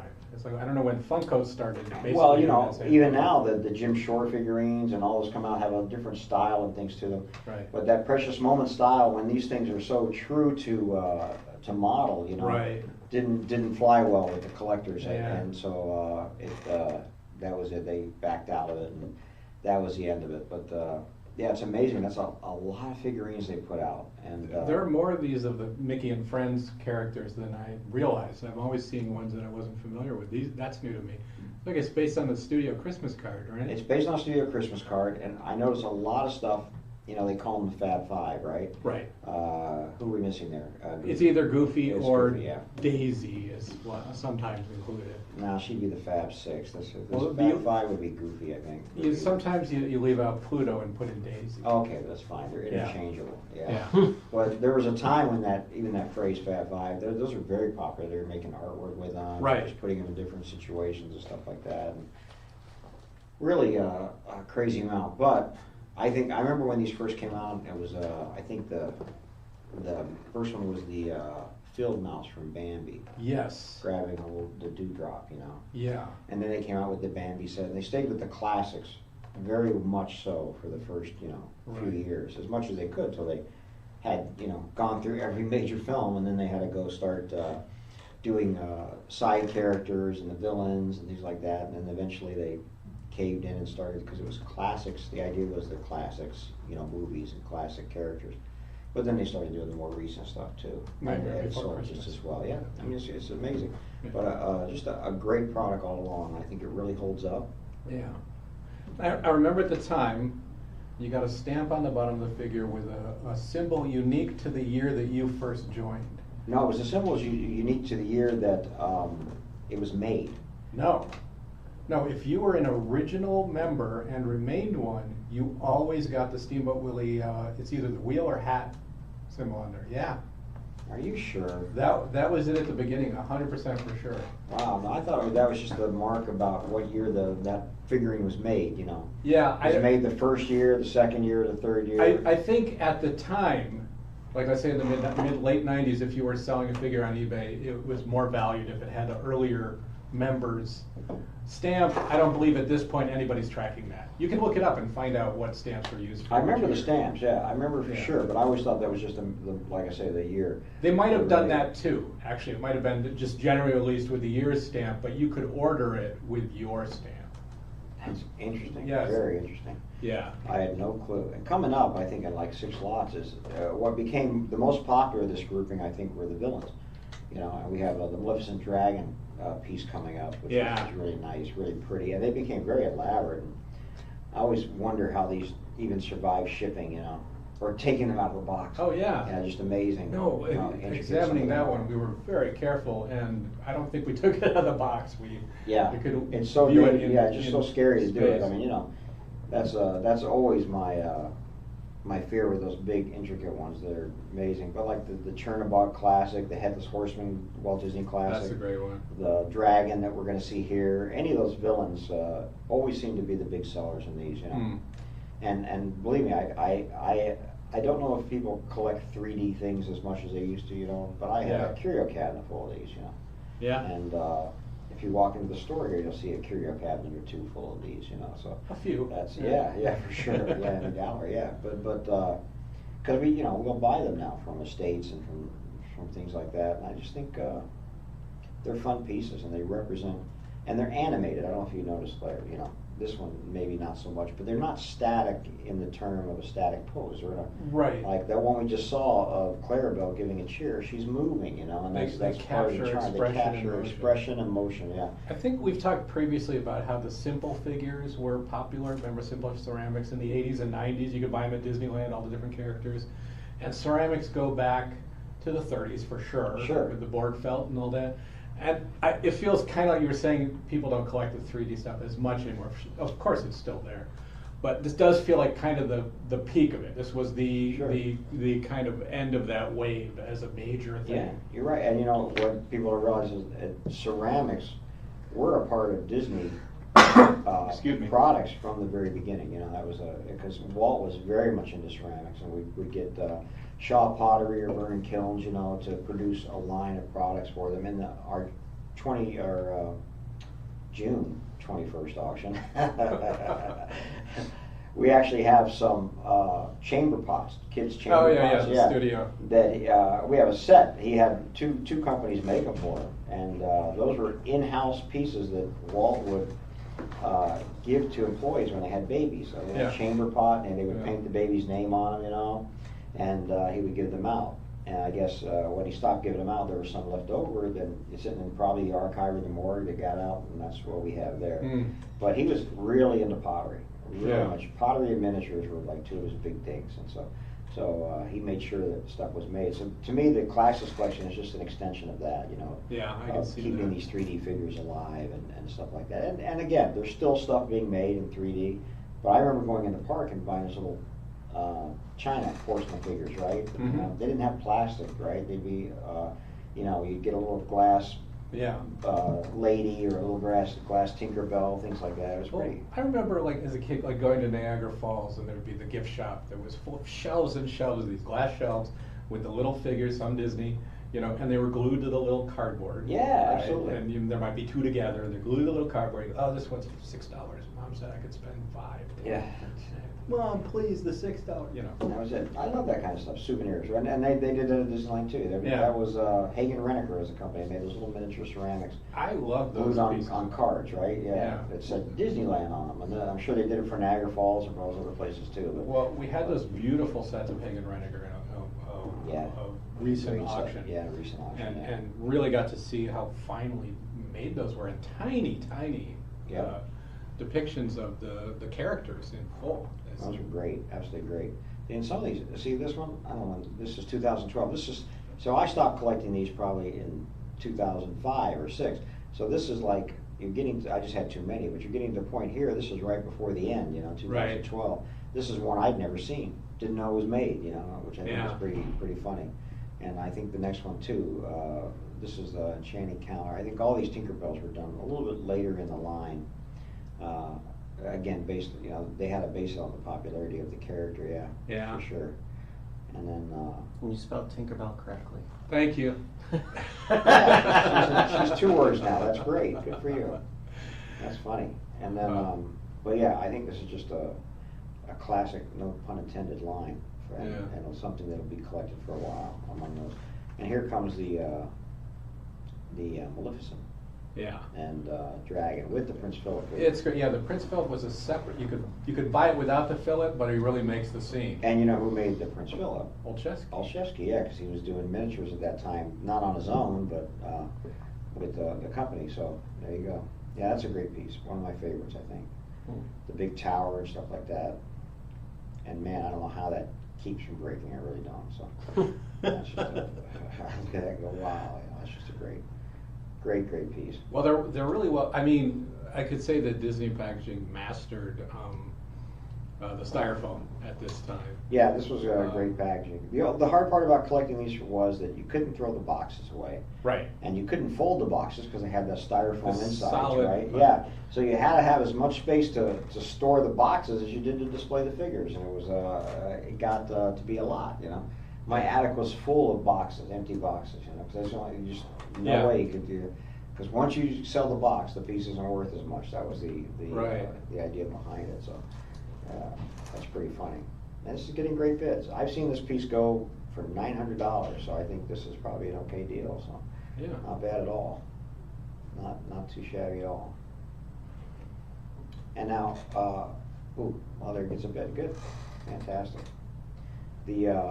We were talking just before we went on air that Disneyland is building a new. Did you find anything on that? I did, yeah. I can pull up the art and show you guys. Yeah, so this is a new entrance to Disneyland? Well, it's on the harbor side, so right off of Harbor. Excuse me. What is that? The east side. But fans are excited about the little homage to the classic Disneyland sign. So what? I see. Yeah. I see the Disneyland sign there. Yeah. Yeah. So this is Harbor. Right. So it's on the other side of Space Mountain. So they're getting rid of the bus. Yeah, but they're building a structure over here that's currently the cast member lot, and then this will be a walkway that goes over the street. Interesting. Down into the. But they're getting rid of the circle where like the hotel shuttles and stuff go now. I think maybe. Yeah, they kind of just the pickup drop-off area. Yeah, They yeah. should The leave pickup the drop-off parking- area right now is like it would be out of the concept art. It would be just to the left. If I'm facing the entrance to the park, if I go to the right, That's Yeah. the pickup drop-off area Yeah. over there. And then, of course, the left is downtown Disney. So this is the entrance is going to be near the pickup drop-off area, Mm-hmm. Oh, it's near the old gate. near where the old gate was. Yeah. They had because they had wanted to do this like maybe 10 years ago, and then the city didn't approve it because all the businesses were going to be affected. Right. But when they bought that, what was it, the Carousel Hotel? It was for that bridge to go from the cast member lot into the. But I guess But that's not going to be. Is that going to be a walkway? Or they're going to run a tram through there? And then where are the cast members going to park? I don't know. Cast members park south and east still. There's a huge parking lot over there. Also, is that a new monorail line? Because it looks like there's two, but are they both there like that? No. Monorail doesn't go along Harbor there. I didn't think it did, but Interesting. Yeah, it is very interesting. See, is that part of the big expansion they're doing? Must be. must be. Yeah. They released a couple other photos. This is the concept art they released for. They announced where the new Coco attraction is going to go. Right. Which you can see the California. I almost called it California Screaming. Oh, yeah, That's what I call it. Yeah. Yeah. So I guess it's going to go. That's kind of where the Coco show actually takes place. Is it now. in California Adventure then? Yeah. Is that over? That's over to the side, like where the I'm going to say Mulholland Mad is. Yes. With the Goofies. Yes. Yeah. Exactly. Yeah. Yeah. So I guess Where is it? It's over towards, on the other side of the pier where the Zephyr is, and then you have like there was a pizza restaurant there. It's kind of that where the dinosaur was back then. Yeah.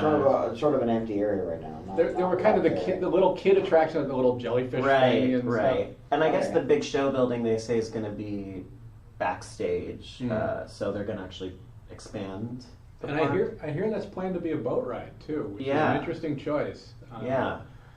I mean, I just speculating about Imagineering and attraction design. It has to be much cheaper to design a trackless attraction now with a floor than put in a working boat line. Yeah. Water and stuff. It's got to Oh, really be sure. worth it to do. Or maybe we just think it's a boat and it's just actually. It's just a like trackless thing. like an Indiana Jones vehicle that just sort of gently rocks. That would be Yeah, interesting. Right.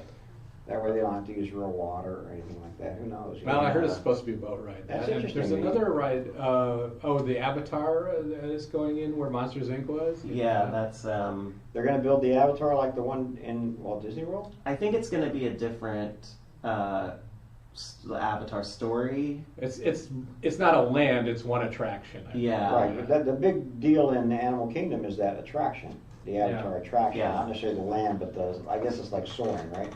It's very I don't. As I It's understand weird to me it- to have an Avatar attraction in that park, but Yeah. Or any park, honestly. I mean, it's just. As I understand it, it's going in the Hollywood backlot area, which is specifically California Adventure, sort of, I think, past what was the Muppets and is now PhilharMagic, where Who Wants to Be a Millionaire was. That where, little area to the where left Monsters, when you're walking down the street, the right? Monsters That Inc. little- ride that is little now. Yeah. Cul-de-sac or whatever you want to call it over there. Yeah, between there, like around the corner until you get to the Hyperion Theater. Right.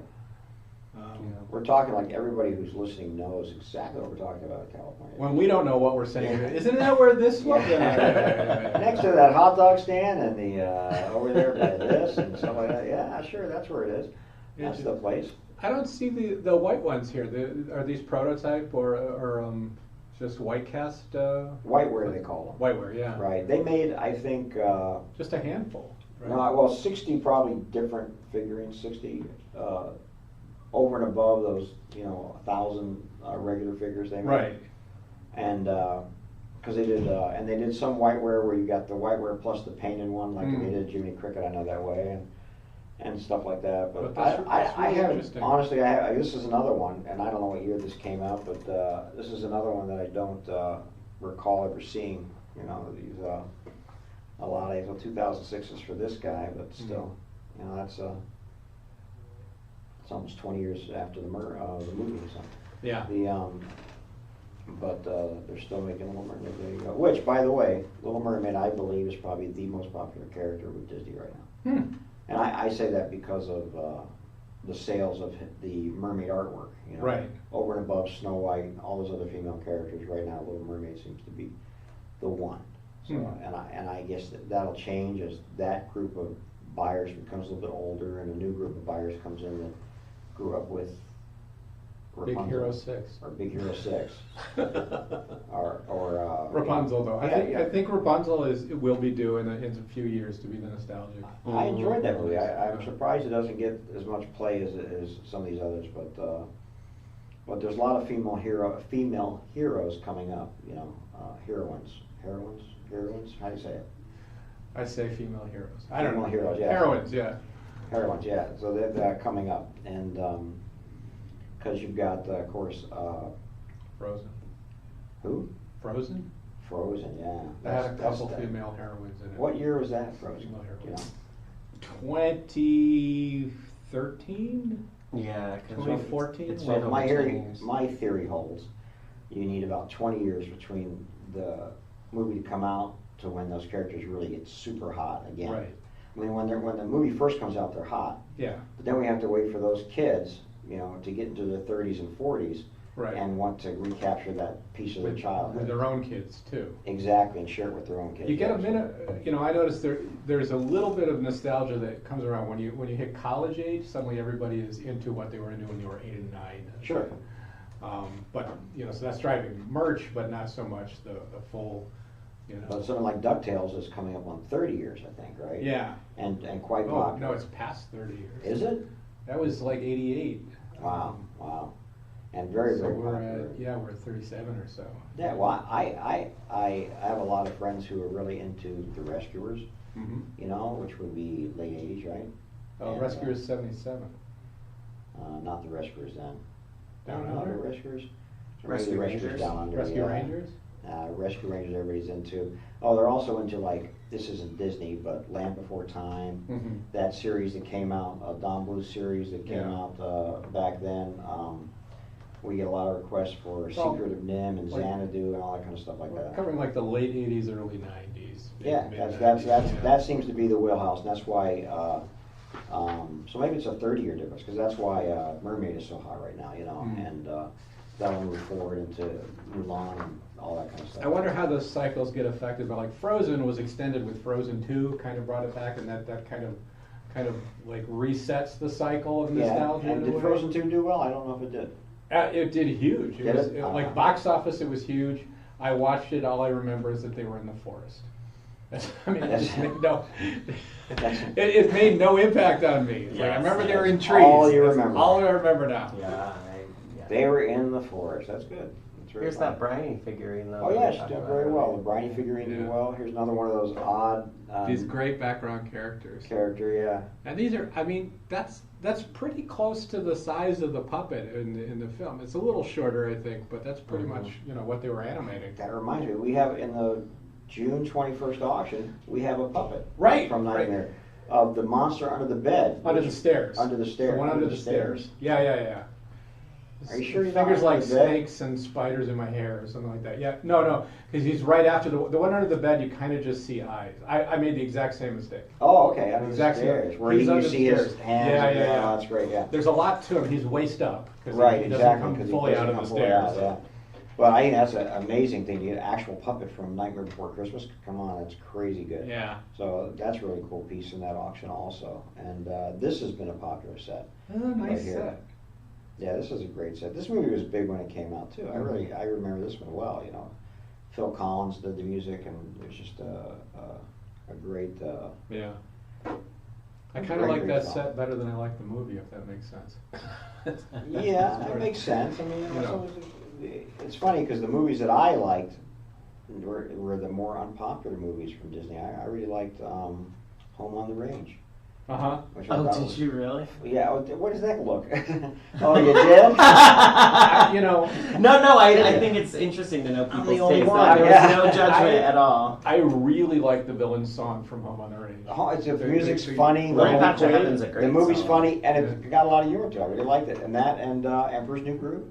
Oh, yeah, Emperor's New Groove is fantastic. Yeah, Probably well, off of we a- don't see those characters played a lot. You know, you don't see them in Disneyland or in the parks that much. You don't see a lot of merchandise for them. But those, to me, Home on the Range definitely you don't see any merchandise. Yeah. You know, Emperor's New Groove, you see a tiny bit, but that's about I it. bought a toy. There was a little wooden. I saw this at a National Fantasy show. Some dealer had a little wooden block, like farm set, with a figure of the goat and the pig from wow. Patch. It was a Patch of Heaven farm, Wow. and I was like, I had to buy it because I had never seen any other depiction of those characters. It's amazing that stuff didn't. To me, that's amazing it didn't catch on. But those two movies I really liked I'll because they say- were funny. That's why. Emperor's New Groove is an amazing successor. It should not have been as good as it was, Mhm. because we all know it started off as Kingdom of the Sun, A serious a movie. very serious movie, Yeah. and it got totally like kind of shelved and remade, and it just became this incredibly loose, fun, dynamic movie. I think it really shook things up in a good way. Yeah, It was a great a way. surprise. I went to see it on screen with no expectations, which is actually the best way to see any movie. Right. Because I didn't. I will see this. It was so much fun. I- whatever. That's yeah. No, that's a. I remember when some animator friends went to the Amazon with Sting Right. because he was going to write all the music for this really serious Yeah. movie. You know, they toured the Amazon, went on some expeditions to get some ideas, and they came back and. You know, that was it. It was gone. In fact, the only song they used from, I think the end credits had a Sting song in them. It was the Yeah. only song they used from this original soundtrack. That Well, they, if you got the CD, it's one of those unusual soundtrack CDs where most of the music has nothing to do with the actual film you saw. Yeah. Yeah. No, you throw Tom Jones in the beginning. Right, And what yeah, a great, right. Yeah, right from that, that movie's just great. You know. In fact, after this auction, I'm going to watch it. you put me back on. I haven't seen it in a Yeah. while.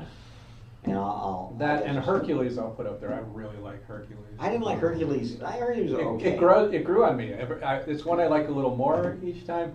Hunchback is one I revisit. It's a beautiful film. The out there number is beautiful. It's a really hard film to keep watching. It's a pretty sad movie. It's a dark movie, man. I mean, Yeah. that's their darkest movie, and it's done as an opera, which I like a lot. Yeah. It's really cool. In fact, I always thought that one would have become a Broadway play. When I saw it. Oh yeah. Beauty and the Beast, I identified completely when I saw it. I said, this should be on Broadway. This is a great movie for Broadway. And I thought the same with Hunchback. I thought it would be a more serious play Yeah. on Broadway. I think it would make a great stage play. They did it in Germany first on stage, and the set was insane, and I'm how sure. it was lifts, and then they did it. I saw the San Diego premiere at La Jolla for Hunchback, and they were kind of maybe gonna do like a scaled down version of it for Broadway, but they had a choir to sing all that music. Yeah. And I just don't know if they ever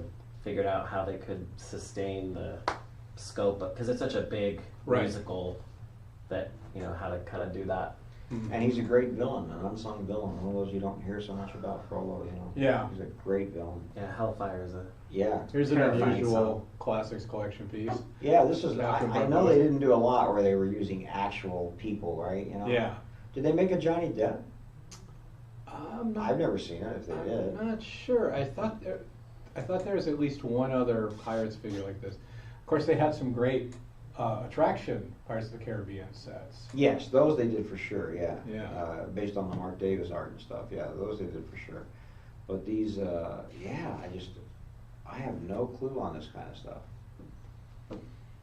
Unfortunately, but yeah, this seems to be a fairly popular character, and as we know, that movie franchise is very popular. And in our June 21st auction, we have quite a few props from that. Yes. That movie franchise also, so that's pretty cool, and original artwork from it. So. And we have some attraction stuff too. And attraction stuff, yeah, it's a great auction. I keep plugging it because I want you guys to all go look at that catalog. It's really, really good. Hey, we're back to popcorn buckets, and nobody wants to Toy This Story. is the start of the Yeah, but I can that's our tell you this, next folks. These still can be used as popcorn buckets. Is that That's correct? true. It's These true. are usable Yeah. in your home. I wouldn't take them to Disneyland. Well, this is the one I put in. I think this is the oldest one we have. That's from El Capitan in Hollywood when Toy Story, the first Pixar film, first premiered. I used to drive to San Francisco a lot, and I would always stop at Pixar at the studio. I knew somebody there, just to go in and buy the merchandise that they had for the employees there. It was Yeah. always the best merchandise. I mean, it was just great stuff. So they did do a Johnny Depp. Oh wow, there you go. And it doesn't tell no tale. Well, it's just showing the other ones. They did the redhead, the auctioneer, the mayor in the well. Geez, they did the guy with the pigs. They did the guy with the parrot. Yeah. Oh, is that? Don't be cheeky. Carlos, don't be cheating. And then they did the big one. I had this one with the dog scene with the three. Yeah, it's kind of funny how that became the scene in that. You think about everything in Pirates of the Caribbean, and the scene that is most identified with it is the guys in the jail with the dog. Yeah. With the keys, yeah. And I can remember going to that ride as a kid, and that being for some reason, that scene being the one you would always remember, you know. I mean, I could go through that boat comes out, and there's the big pirate ship battle and all that Yeah. kind of stuff like that. But it's that scene with the dog sitting there with the keys that just seems to grab everybody. I think we can relate to that, that feeling of, come here, Maybe come on. because you were in prison? Yeah, Is that why you're saying Yeah. that? Okay. You've never been in a burning prison that was Yeah. collapsing above you? With that damn dog. As tourists and boats go by? Yeah. Yeah. And that was fun in the live Oh, action wow. movie when they mentioned, oh, that dog's never going to move, or whatever they said, that line. with that. Yeah. Yeah, oh yeah, here's That a dog's Mary never- Poppins popcorn bucket. That's doing well. That is doing well. That's great. That's another El Capitan one. I think it was both at the park and El Capitan. Yeah, so these come across quite a bit at the park now. They do, well, again, I saw Lilo and Stitch, and they had a beautiful Stitch popcorn bucket. But it didn't look like it held enough popcorn for me. See, look, nobody wants the buckets. Yeah, well, they're just too common, I guess. Yeah. I mean, too normal. But those make great Halloween buckets also. That's a good point. I mean, so you can. Well, if you're dressed as Mary Poppins, there's you your gotta. It's your perfect to have candy a bucket. Mary Poppins Returns bucket if you're dressed as Mary Poppins. That's a great idea. Yeah. I like the idea of that. And where's the next one coming from? That's Ralph Breaks the Internet. Is that also though from a movie? It's from the movie, but I don't know if it was at the park. I didn't describe that one. I'm not. I guess the top of the head comes up. It's a neat one. It's kind of a Weeble interpretation of Penelope into it, but it looks like they made her big enough to hold some popcorn. Yeah. This next one, it's in the area, but it's the Flying Dumbo. It's like we're not quite sure what it is, but it's tiny. It's I more know like- that you couldn't, unless it's for a kid's popcorn, maybe like a little small. It could serving. hold a small box of popcorn. It could hold a handful of popcorn, basically. Is Yeah, what I thought. but it could I could see a little cardboard box Oh yeah, sitting in being there. served in that. Yeah, you could be right. That could be But it's a neat little piece for the attraction. I can't remember the last time I saw a Dumbo attraction, vehicle. I can. June 21st, yeah. So there'll be 1985. Dumbo attraction. Yeah, there'll be an attraction vehicle up on our in our auction. Oh, Well, this is neat. It's small, but it has a lid that is kind of like a seat, I guess. So. Yeah, so if it had a lid, I don't know what it would be used for, see, because you wouldn't have a lid Right. if it held a box. Yeah. Because you have to put the lid back on. And why would you put the lid back on? This is a mystery piece. If you guys know what this was used for, just let us know. Yeah. Educate us. I mean, if you're bidding on it especially, you must know, or you And- just like Dumbo. You notice that's a 3-toed Dumbo. We've learned about the number of toes, right? Yes, that you know, the Dumbo in our auction only has one toe Painted, painted, right? and that means it was from the 50s, apparently, right? Yeah, That's how we knew everything to go on with that. This is a neat piece. That is a neat piece, yeah. They do some fun stuff, and what's great about this stuff is that although nowadays it tends to be we keep a lot of the stuff, you know, I think still a lot of this stuff gets destroyed or used or thrown away after a little while. It doesn't stick around. You buy your kid this mug to drink a drink out of. They use the mug for a while, and the mug gets thrown away, you know, eventually. I think a lot of this stuff was at least thrown away when the kid went to school. Yeah, I when the think kid so. went away to college or something. I was It's like, thinking all right. on the very next ride you go on. That So, too. you, Yeah, you yeah. buy this, then you want to go on Peter Pan's flight, and you can't take it on Peter Pan's flight. You have to, you know. Honestly, most of the Disneyland smash pennies that I have, I found on the ground at Disney. Oh, really? You know, you That's just great- see oh, a what a line fun there. search. That's a great search. I mean, they really, if you just happen to see them, you know exactly what they are. That's a fun, you know, I feel like now that next time I go, I'll have to take smash pennies and just sort of throw them on the ground in different places and see what happens. So that would be really cool. So do you know how often, do they just change these buckets randomly? Well, or is these there are a little odd. This is a mug, and just not to bury the lead, it's almost impossible to drink out of this mug without spilling it all over yourself. And it has a disclaimer on it that says that. It says, this is going to leak, it's not meant to be watertight, it's not going to... What? It's a very fun piece. Put it on your shelf and enjoy it. But, So did you guys try drinking out of it? no, I read the Okay. disclaimer. So you're telling me this mug has a disclaimer that says, Well, when you pick that lid up, the lip is about 2 inches thick too. So it's a very odd, like, actual functional drinking thing. maybe they put a cup in it. Even Yeah. then, you're just, I mean, a tall cup with a straw, Yeah. sure. It's a very strange, like actual piece to drink out of. That's pretty funny. I didn't realize. And then coming up another popcorn bucket, the Dumbo popcorn bucket. This is definitely a popcorn bucket. So regardless of the popcorn bucket that's being offered, do you eat the popcorn at Disneyland? Not often. Not often. I do. I have, yeah. Is it good? How about you, Jacob? Have you had the popcorn at Disneyland? I have, yeah. Salty. Okay. It's pretty. It's every time I'm doing a Dapper Dan shift, a gust of wind will carry over the butter smell to. Yeah, it's good. Salty and buttery. It's it's the way I like it for sure. you Yeah. know. So that's one of my go-tos is popcorn. Not the popcorn buckets, but popcorn. You know, and then a churro. Those are my two things, and I'm good. I don't have to eat the rest of the day. That's it. No water, no drinking, just popcorn and churros. That's all I do. Who really popularized like the themed popcorn? But I feel like they're having a huge resurgence. Well, it's right now. interesting you should mention that because we know that the first figural popcorn bucket was a Mickey Mouse snowman in 2008. Well, you're looking at me. You did the research. So No, we had this conversation with Yeah. another Dapper Dan in this very room. Or, Oh, really? or Kalen. No. All of our everything we know about proper popcorn buckets happened in this Oh, really? broadcast here, this venue. That's the reason we have the auction out. And by the way, I really like the mine Seven Mine Dwarf Train, Mine Train bucket That's one. fun. It's it's not even a specific thing you picture from the film, but it's a really cool looking one. And I like the balloon shaped one. I thought these were the first ones, but no, you're saying. That's 2019, but I think there were some different colored ones that were earlier. But supposedly that Mickey Mouse snowman was around 2008, and that was one of the first figural buckets. And they've been really popular. Because I know in Tokyo, that's one of their big things, right? Is the flavored Yeah. popcorn in every, throughout the park they have all different kinds of flavor of popcorn. I don't know if they started the popcorn bucket. It might have. That led could be. there. It just came over here, yeah, by popularity for sure. Yeah. Yeah. No, I don't even notice the popcorn buckets. That's funny. Like I say, I just go get the popcorn out. Mhm. Well, I mean, at the movie theater, it was just to get you to pay $4 more for the popcorn. Yeah. Those original ones. But now some of them are. I mean, like the Dune popcorn bucket went very viral. Right. Like some other movies are doing pretty. I know, elaborate. Janine got the Jaws. There's a Jaws popcorn bucket. Yes, She I got, know. yeah. Oh really? But you could see some of these. If someone is bounding, this makes a great purse. Sure. Or just something to carry along. Yeah. Yeah.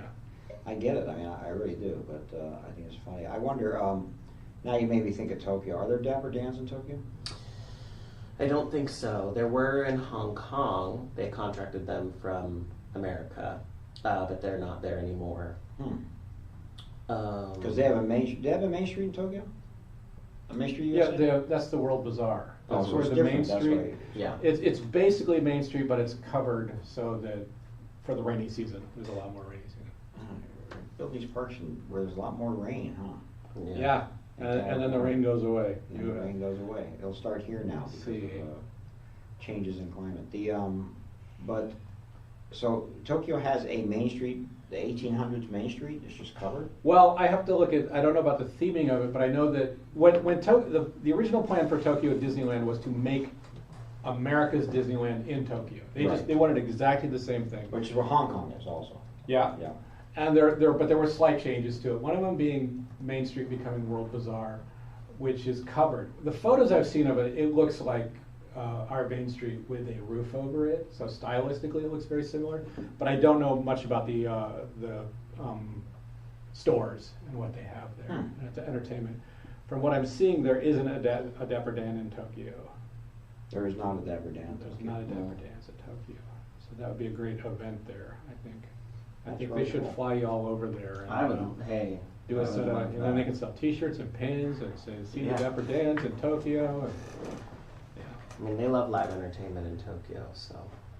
I really like, and those, I'm sorry, the Silver Lake girls, The sisters? Silver Lake sisters. Sisters, they should do more with that. That's I know. yeah. Wouldn't that be so That's great? actually great for that old Hollywood street Right. there. Perfect. I mean, Perfect. right away they remind me of the characters that have come out of the Haunted Mansion with the stretching portraits and stuff like that. Mhm. It's just kind of like, it's just inventing this backstory to them. Yeah. Well, do you know if that Hollywood street is supposed to be themed to a certain year? Supposed to be when Walt came to Hollywood. Now, well, the front is, and there's a line that is before 1923, and there's a line that's after, and it affects where the characters are supposed to go out in the park. Oh, where because- Oswald can appear, and where that's Mickey interesting. Mouse can appear. Okay. They're not supposed to cross a certain line. It'd be cool if they made part of But- the street black and white then, and then part of the street color. Hey. Yeah, then we'd see that line, right? Yeah. And then we'd get it, but so, because he came in 23, so he would have been here in 1923. And your sisters are more 40s, but Mhm. Well, I know with the Tower of Terror Hotel and the Hyperion Theater, at one point, I believe there was a specific year to that. That's correct. Which I want to say like 1920s, 1930s. I'm not sure. Yeah. You know, but you could see it in the opening film of the Tower of Terror, for sure. But is who that knows now? 40s? See, I thought that was 40s, but maybe not. I'm sure the actual Tower of Terror over here on by the Hollywood sign, you know, Yeah, I'm sure that was probably 20s or 30s for sure. yeah. For those of you who don't live in Los Angeles, the Tower of Terror here, when it was the Twilight Zone Tower of Terror, was based on the Tower, is it called the Tower Hotel? It's the Tower Hotel. It's residential hotel. Yeah, I used to yeah. live a couple blocks from it. Which looks like what the Tower of Terror used to look like. I mean, they just Yeah. took it right from there with the Yeah, neon the sign. one in California. The Florida one has a different design to the It has a different inside. sign, but the one in California was that Hollywood Tower Hotel, which Yeah. was really incredible. Cause Yeah, I have to go do the Guardians ride because I love the Tower of Terror, and I hear some people say it's you haven't better been on now. the Guardians? Haven't been on it yet. So I will say that, and Jacob, you can chime in if you know, but I think that Tower of Terror, the Guardians is better. Okay, I think the ride is better. I think they changed the way you move up and down right. and the amount of time you move up and down. What I remember, I have to go back from Hollywood Tower of Terror, is you pretty much, you came up to the top, it opened so you could see outside, right? And then you dropped. No, there was more to the show than that. You remember the film? Oh, yeah, I remember all the film Yeah, and all that kind of. yeah. I'm Your- saying your the first final drop- ride part of it, the Yeah. ride of it. Well, the final ride, the drops would be a little different. You could go up twice. You could do, they changed that. Right. That's how they say it's different every single time you go. There's 16,000 combinations, most of which you won't notice any difference. That's what it is. That was the But disclaimer. I really liked the show where you went in and you go and you'd stop at one floor and they'd tell part of the story. And they'd stop at the next floor and you'd see a hallway with an elevator at the end, and the hallway disappears and the elevator door was there with the people in the elevator, and the doors would close and that elevator would drop and then you would drop. And I loved that moment. I That think was- aside from that, it's going to be much the same. Yeah, no, the drop is different. Yeah. The drop is better now. All right. It's either faster, or I think they're, because it's not really a drop. Technically, it's a pull, right? They're Yeah. pulling you down. And they pull you down, it feels like they're pulling you down faster. They're picking you up more times and down more Right. times. And they feel like they're longer drops. Some of the Tower Terror ones were really short, you know? Yes. And it Yeah. feels like they're longer now. The story, of course, is not Twilight Zone, and they're using screens and computer-generated stuff to tell their story, Guardian. You know, just like they do in the Galaxy Right. Resistance. Right. Yeah, all that kind of stuff. They use those screens that are sort of holographic and get across. So There's an and- elaborate Tokyo. Yeah, popcorn wow. bucket. Oh wow! That could hold a lot so of I guess there popcorn. were some Tokyo Disney buckets. Yeah. But Yeah, this the one, first that's one was 2019. Early on, yeah, the one we had early on in the auction was also a Tokyo Yeah. design. And I always assume these are harder to get here, you know, unless you know somebody who happened to go to Tokyo and put this in their suitcase and brought it back, Yeah. you know. Which alone would be, for me, I couldn't do, you know. You couldn't put a popcorn bucket in it. Not in my suitcase, no. Well, yeah. Unless it folds flat, it ain't going with me, so. I gotta admit, I would have the same. I would be stuffing that full of socks. You know, I guess you can carry a bag. I mean, a bag on Oh, it could be you know, your on your airplane. That could be your carry-on, yeah. carry-on bag is a popcorn bucket. Yeah, or several Yeah. popcorn buckets. Yeah, I mean that's. That's a little different. That's That's neat. crazy. It's like a soft vinyl or something, nylon and plastic. Is it? Looks like it, yeah. See, this isn't a popcorn bucket. It's called a popcorn case. The nylon and plastic case designed to fit a paper popcorn box. Well, Wow. la-dee-da. There you go. Yeah, very impressive. Aren't we fancy with our paper? Yeah, not a bucket. It's a case, a popcorn case. I'd like a case of popcorn, please. That's what somebody had to say for that. That's pretty funny. But yeah, you need to go on Guardians. I'm surprised you haven't. Well, I'll go for next time I go. It's Guardians. The kids haven't seen Rise of the Resistance and the Cars Land Race. I forget what it's called. And I saw the last time I was there. I saw the Spider-Man thing. I haven't been in that yet. Well, it's not. I didn't go on the ride. I saw the thing they did Oh, outside. with you know. with the yeah. But unfortunately, have you seen that? Yeah. Yeah. So I expected so much more. Mm. You know, basically the guy comes out and goes, "Hey, I'm Spider-Man. I'm gonna go jump," and that's it. And then you see the thing go jump. There's nothing to it other than that. So I wanted more. I wanted to tell me a story or do a few things, Yeah, I get and make that the finale of it. You know, I expected. Yeah. I Yeah, I expected- thought it was at the end. I of the expected a story. 5-minute show at least, and not a 30-second. Hey, I'm Spider-Man. Watch this, and that was pretty much it. You know? Yeah. Now, because they used to have a live performer, you know, doing tumbling and stuff, but it wasn't a story. It was just. Yeah, he just comes out, waves, and goes and does his thing. Oh, And that yeah, pretty much yeah. was it. I mean, yeah, I wanted to see a lot more. Sure. Somebody's asking me. I have to look. Hold on one second while I look up this lot 270. This is a cardboard bucket that matches the case. Oh. That's in case you didn't want to. In case you didn't want to buy the case, you can still get the bucket. So. Halloween coaster. Oh, that's cool.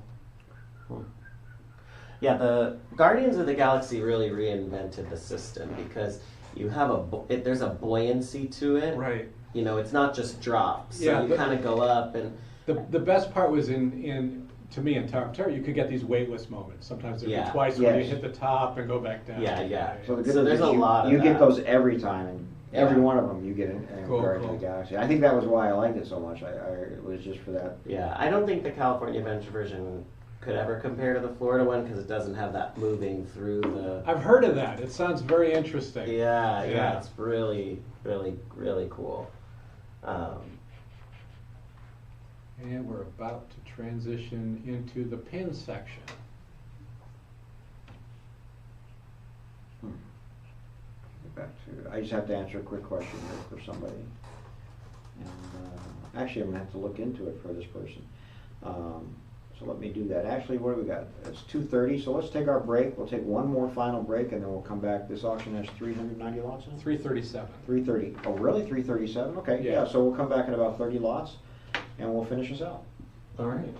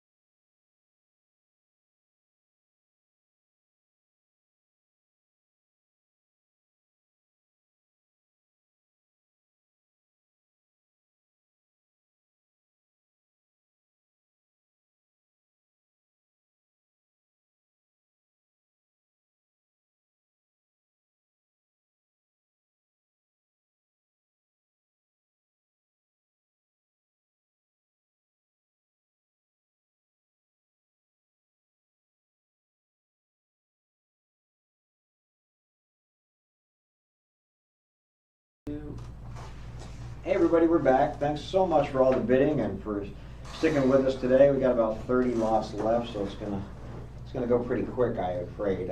Just off camera, you guys were talking about Hong Kong Disneyland, but I wanted to mention one of the rides I really enjoyed at Disney World was the Aerosmith roller coaster, and that's being taken out. Right. And I think today is the last day for the Muppets. Yeah, that's Today or yesterday, right now, this weekend, I think is the last okay. weekend for the Muppets ride. But they're changing the Aerosmith roller coaster to a Muppets roller coaster. yes. Yeah, I didn't know that. That's what I crazy. understand. Yeah. Yeah, Muppets 3D. I'm sad to see that go from both parks. It's a great show, and we talked about in California Adventure now. They're showing Mickey's PhilharMagic. I always forget the name. PhilharMagic, which I had never been to Florida, so I enjoyed seeing it once and feeling nostalgic But for isn't that CGI. 20 or 30 years old at least? Or At more? least it Yeah. feels like CGI from 1996. I enjoyed seeing it once, but I missed the Muppets there. It was such a Yeah. good show. Yeah, it's not the same in California Adventure PhilharMagic because the screen doesn't extend all the way, around the theater. So Mhm. I feel like it's much smaller. Yeah, that makes sense. But But even watching it, even if you didn't know it, it feels like this is something we can put in this space. yeah, It doesn't feel like the space was designed for it, or Mhm. One is of even our- worthy of being a full venue. Sorry. I'm sorry, one of our bidders online just mentioned that they're at Hollywood Studios today oh wow, doing the Muppets. Oh wow. Last weekend, yeah. That's About cool.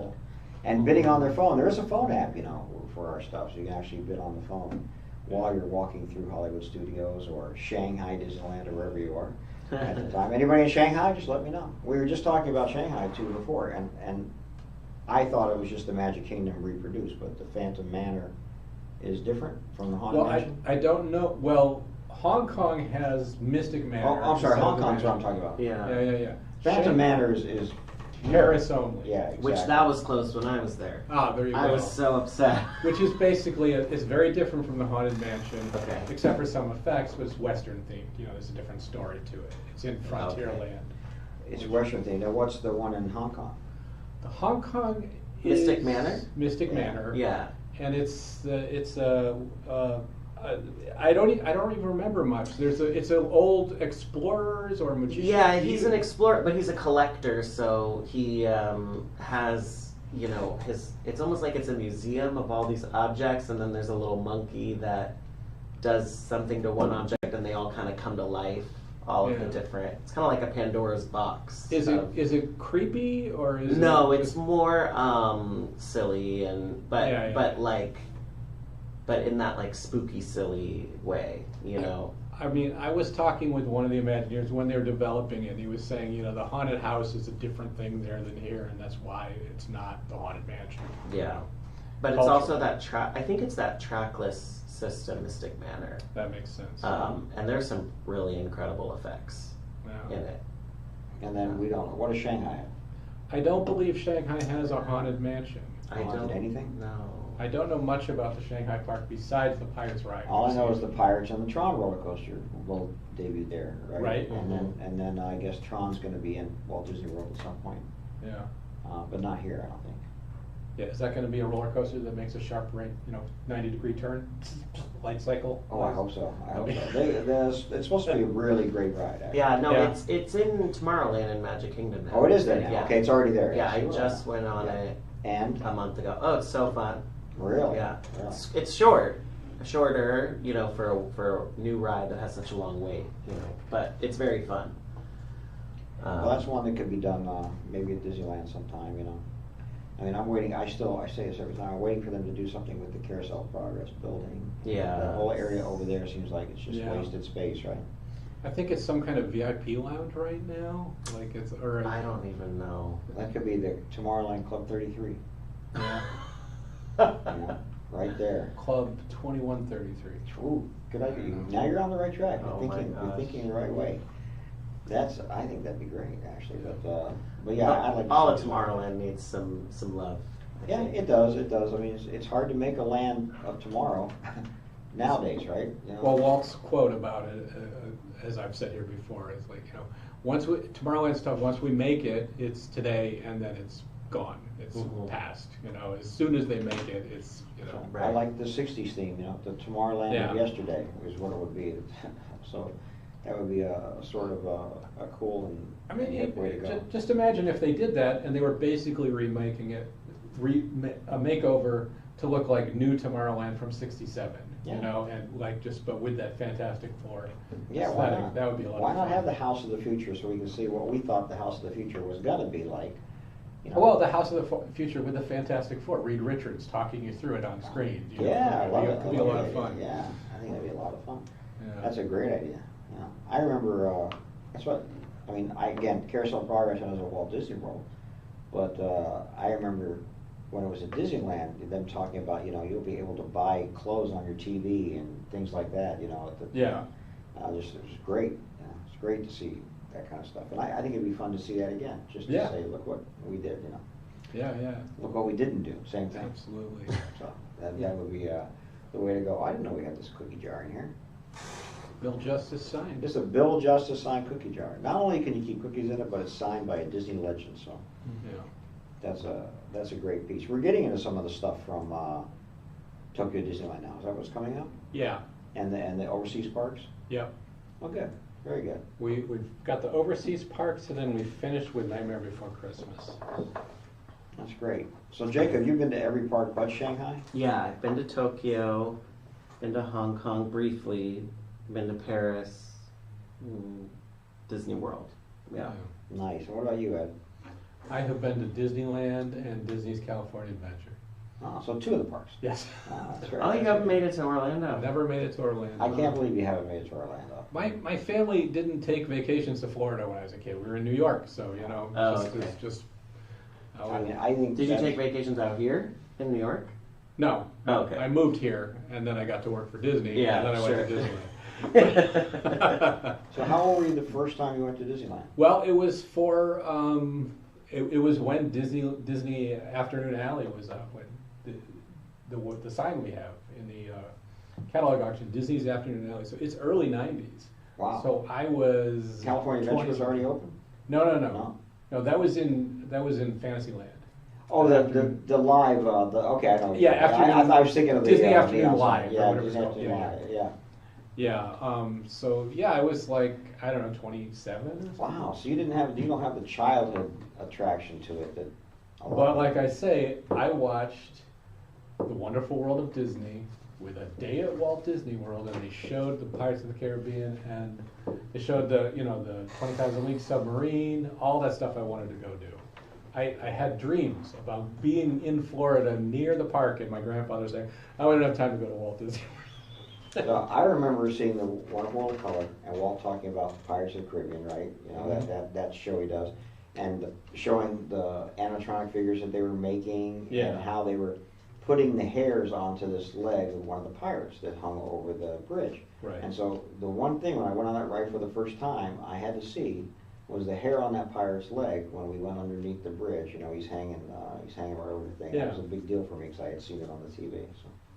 That's interesting. For me, when I started going to Disneyland and seeing that pirate hanging over the bridge, I noticed that if you looked up his pants leg, you could see a silver pneumatic tube. You could Oh, I never saw for that. years, Yeah. you could see the silver, and then they finally painted it black. Oh, really? Somebody spotted Somebody it. called it out. That's funny. Yeah. That's very funny. But it's only looking straight up at his leg when you're right underneath. But see, I went there when I was 8 years old. That was my first trip there that I Yeah. can remember. I think we went there also when I was like 4, but I do not remember that trip whatsoever. Right.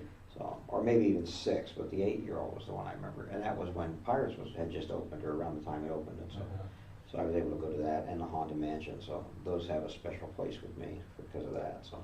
My mom visited Disneyland in '63, '64. She saw Disneyland then, and with my aunt. I remember when they came back out here in the early 2000s, and I was with them in Disneyland. And I said to my aunt, she goes, "What's over?" I said, "That's the Jungle Cruise." And she said, "Oh, I saw that." Yeah. Like from '64. Think of people we know who go on a ride every time they're in the park. She's like, I've already seen that. I've seen it. I went there. 65. No, Mark Davis changed it. You should still look at it again.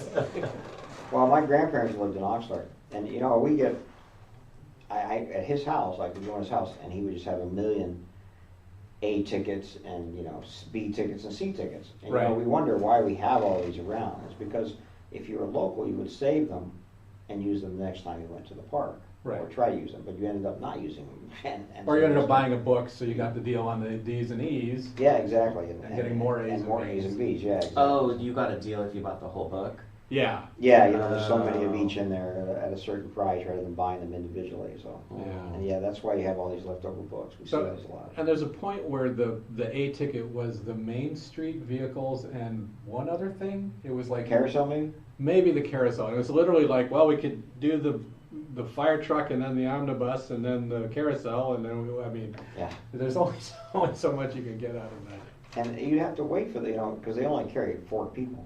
Right. I mean, you'd have to wait to get on Yeah. any of the smaller vehicles going around, One of the last time when I was there with David and Brian, we went on the streetcar, the yellow car, because we were by it when it stopped and people got out and nobody was there. We're like, let's do this. It could have fit like one more person in that. That's funny. That's good on it. Yeah, that's a great part of Disneyland. Hopefully, will never change. Main Street, and Yeah. although I still argue for a coffee house. We always joked about it. I mean, Walt was brilliant making Main Street with the weenie, the castle at the end. Because if I was designing an amusement park, I'd put the biggest roller coaster at the front. Sure. I mean, it's just just put that big thing right there. No, he walks you in. You get used to being in a semi-normal place, and then you go off into these different lands. Worlds of fantasy. And travel through it. It's really, really funny. Yeah. But we're talking about the ride-through videos, and you said Oh yeah, they Disney put up a ride through of Rise of the Resistance on Disney Plus, and then there's like a slow walkthrough of Galaxy's Edge as well, just like a slow Just steady through the- cam. that's kind of interesting because I mean, millions or thousands of fans have put up their videos through Galaxy's Edge. Is it narrated, or is it just them? They just put it up? The walkthrough is not narrated, but the ride is all of the audio from. Well, the audio from the ride. Right. It's produced. But that's interesting because it reminds me of how Walt would, when they showed Pirates of the Caribbean, they showed every inch of the ride. They showed, it's Yep. all on TV. Right. Because he figured, people will think, it's got to be even bigger when you get there, and when you get there, you're seeing it all. It doesn't matter. Yeah. They're Yeah. like, hey, that's everything I saw on TV. Nobody's doing that. But No, they're. but all of those, like the Kurt Russell special, Disneyland Showtime, that previewed the Haunted Mansion, you pretty much see the whole Haunted Mansion there. Oh yeah. That's and then have you seen some of those? I can't come out with one specific. Later on, I'm talking 70s, maybe even 80s. They would introduce areas of the park with the stars of that time, and Yeah. really hokey and Okay. silly. So yeah, I remember the one for California Adventure because it's like Barry Bostwick, who was on it was that New York City, was it Michael J. Fox show where he was working in New York City? It was on ABC at the time. They were all ABC stars. And you can see the whole thing on YouTube, and it's so corny. It's super corny. It's four actors pretending they're hanging out together, and they're running in the soap opera bistro. All this great stuff that doesn't exist anymore. I love those old specials. They're Yeah. so So silly. one of our clients is a director who was asked to direct. Let me think what it would be. I guess it would be the 25th anniversary, because Roger Rabbit would have already been out. The 25th anniversary special for Disneyland, right? Okay. And he said, yeah, I'll do it. And I said, great, we've got Donnie and Marie Osmond for you. And he went, I don't want Donnie and Marie Osmond. I want to get something a little more fresh, a little more better. So he says, I found this rapper I like in Philadelphia. I'd like to bring him out and have him do his versions of Disney song. This was Will Smith. And so Will Smith was sort of like semi-discovered by this guy who brought him out to do that 25th anniversary special, which is also still really hokey. It's got the voice of Roger Rabbit in it, and some Charles other things. Fleischer. Yeah, Charles Fleischer doing some hokey things and some crazy Yeah. stuff. Oh, that's when Will Smith he raps. So that's probably 90. Does he rap supercalifragilistic? He or may something? have rapped it, and that was, and then this director was so impressed by him, he called his friend, who was Fresh Prince. Fresh Prince of Bel-Air. Who just died? Quincy Jones, Oh. and said, "Hey, you got to see this guy." And Quincy signed in for Fresh Prince of Right. Bel-Air, and that was the beginning of That's it. it's got to be the 1990 special. It's after Roger Rabbit. So, yeah, okay, so what is that, 30th? That's- Maybe the 35th? 35th. Yeah, 35th, yeah. yeah, that would The be it. 1980 one, I think that's the one. That's crazy. That's with Maury Amsterdam and his nephew. Oh, yeah, I saw Nicholas that. from the Eight Is Enough. Yeah. And the kid's all like, it's all like he's trying to convince the kid that Disneyland isn't boring. you Yeah. know? Oh my This is God. that's Magical, it's a magical place. It's like, I don't know what's to do here. Wow, we could go. It's very strange. That's right. And That's Maury I think that's the Amsterdam. one where Michael Jackson sings everybody's favorite Disney song, "Somewhere Over the Rainbow." But you know how that happened. It's Oh like they're my like, well, we got gosh. Michael Jackson, but what do you want to sing? I want to sing "Somewhere Over the Rainbow." Like, okay, well, you know, it's That's funny.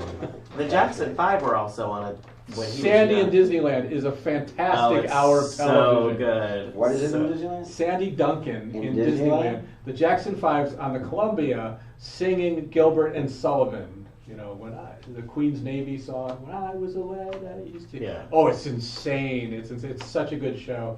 And then Sandy Duncan and Ruth Buzzy are running around inside the Haunted Mansion. Yeah. And it's really interesting because they took the Omni Movers out, so they'll have a room, and they probably took out, like, let's say 10 Omni Movers and could rotate it through, and then they just put down like a covering of where the track is. You can easily see it. Right. And they're pretending they're trying to rob this house.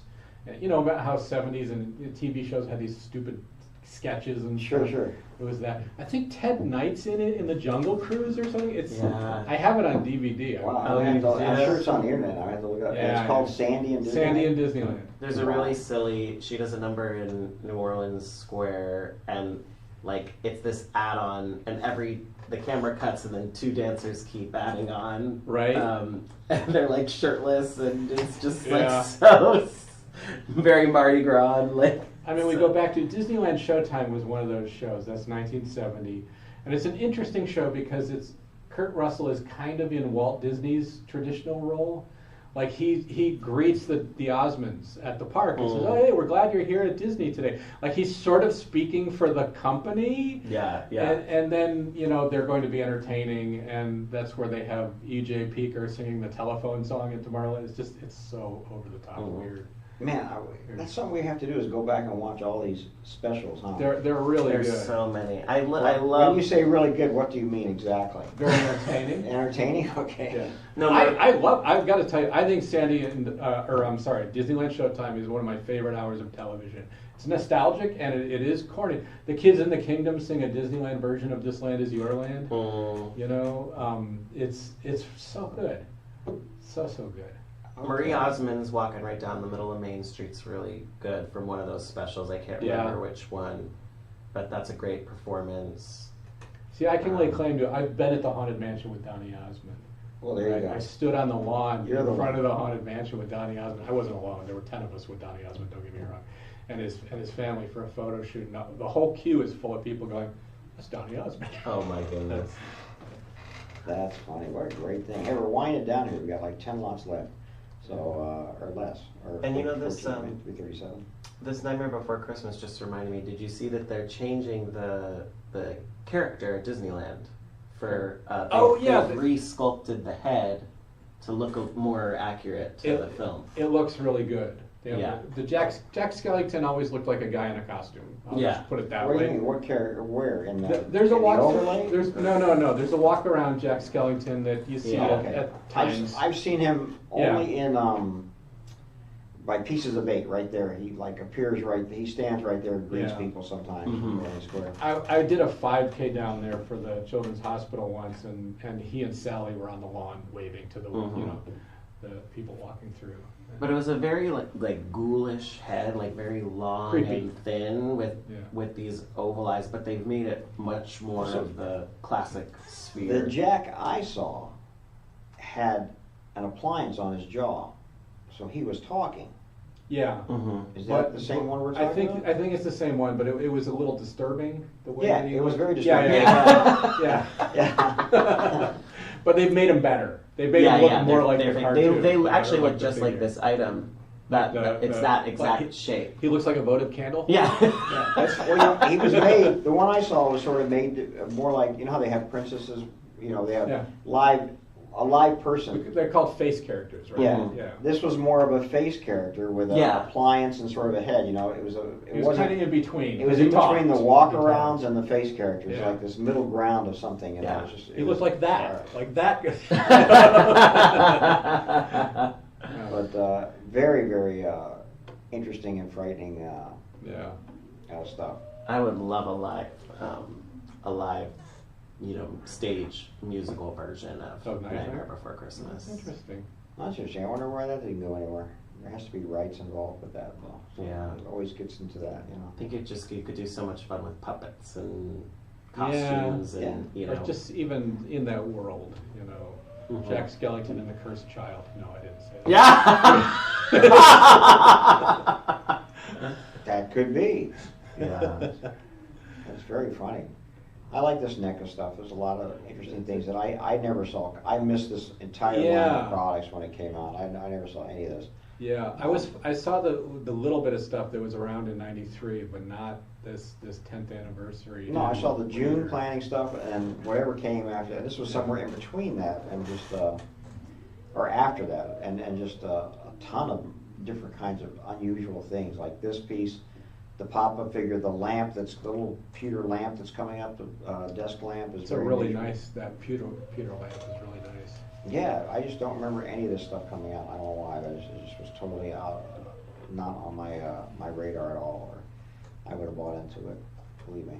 So we should go over again before we leave. Our exhibit is open right now for the June 21st and 22nd auction. Oh, we have an auction, June 21st, 22nd. Yeah. That's right, and it's a biggie. It's a nice auction. The catalog is now available. So Catalog big is they wrote a online. book about it. So big, we wrote a book. And if you're here locally, the exhibition is open. You can walk through and see some of the stuff live. There's an amazing amount of Disney history in the beginning of it. Some really great things, from some vintage pictures of the studios, a piece of Walt's barn, some great park stuff, like the Lily Bell Railroad sign. Oh yeah, yeah. There's trash cans, not just the ride vehicles and the neon sign, but there's a lot of signage, a lot of props. There's good movie stuff from Pirates of the Caribbean, and this is all from memory Disney animation store art. figures. Oh, the Disney store figures are great. The I Ken added Rubber a photo discs. that I took earlier And, today. oh yeah, there you can see the Dumbo, which comes on a stand. You can actually, with steps, you can actually walk on and get inside it. Not here, but when you take it home, you can. And yeah, it's There's the store figures in the foreground. Yeah. The old King Cole's up on the back wall. Oh yeah, the old King Cole displays from the 30s are incredible. So Plenty of stuff to look at. It's a real variety of unique, hard to find stuff. Plus, many people don't realize that we have a retail gallery here too, Oh yeah. with original artwork, with prints and lithos, and a lot of merchandise, a lot of discontinued merchandise that's pretty cool.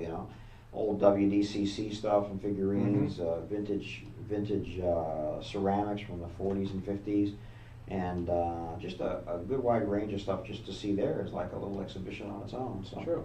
all those are really worthwhile to jump into. So yeah, if you're in the LA area, we're nowhere near Disneyland, but we're near Universal, and you should visit Universal too.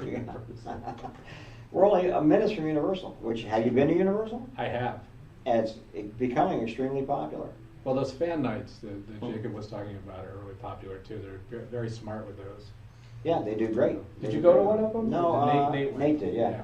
And really enjoyed it. Yeah, those are a lot of fun apparently. But And, everybody who did the Back to the Future one, I hear, really enjoys it because you're right there in Hill Valley. You're in Yeah. the town square, right? It's like this is where they filmed it. did they rebuild it to look like Hill Valley? Yeah. Mm-hmm. They put it back to that kind of set? A little bit, yeah. But they also have They had like an Enchantment Under the Sea dance section because they do all the scenes from the movie, so you kind of follow the characters wherever they're walking around, and they brought out Biff's car.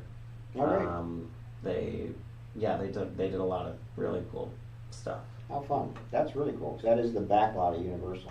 Yes. The original, or the newest version of the backlot of Universal. Yeah. Universal's backlot burns down about every 15, 20 years. I'm not kidding. I mean, No, it no, does. you're I've right. lived here long enough, I've seen it burn down twice. So seriously. The last time, yeah, me too. And sometimes like their archives is in there, their film Yeah, yeah, archives, part of that torches. Oh, The last time I went there, they were celebrating the anniversary of the tour, And like we got to get off and walk around the Psycho Motel and stuff. It was really fun. I mean, it's where those movies were made. Yeah. It's really pretty. So I didn't notice. I mean, I know we're talking about Universal here real quick. I have a friend whose first job was being the girl in the shower on the tour. You could actually go into the Psycho house, and Right. and she said they would pick someone out of the group that's there, give them a rubber knife, and let them recreate the Psycho scene in the shower. And she'd be the girl in the shower. They built a shower in there? 'Cause Yes, that's this just is a what facade. I'm That's telling you right crazy. now. This All right, is I what love they that. would do. So I have. That was her job. Can you imagine? I just think it's funny. You'd let somebody stab you. That was the thing. So I have a friend who hopefully he's going to be one of our guests. I've talked to you about him, but one of his early jobs was playing Starbuck in Battle for Galactica on the tour. really? Remember when Battle Sure, for sure, Galactica, sure. when he'd come out and he'd shoot the remember Cylons and, all right, you get out of here. Yeah. So he's got some good stories We about gotta that. find more of those people. You know, the great Yeah. movie Ride in Florida used real people. You know, Yes. in a couple Yeah. scenes, Like, right? like the gangster would get, or the cowboy would get on with you and ride into the aliens area and all this Yeah, stuff. yeah, It's yeah. crazy. Yeah. So there's great videos of that online. Yeah, I never there's gotta be did. some more. I mean, I'd like to talk to one of the mermaids from when the park had mermaids around Oh, the yeah. submarine voyage, which you know. I Yeah. think that'd be interesting. What a job! Can you think about it? You just sit there in the sun in a mermaid outfit, and maybe you dive in the water every once in a while. Yeah, I don't know if I'd want to dive in that water, but hey, yeah.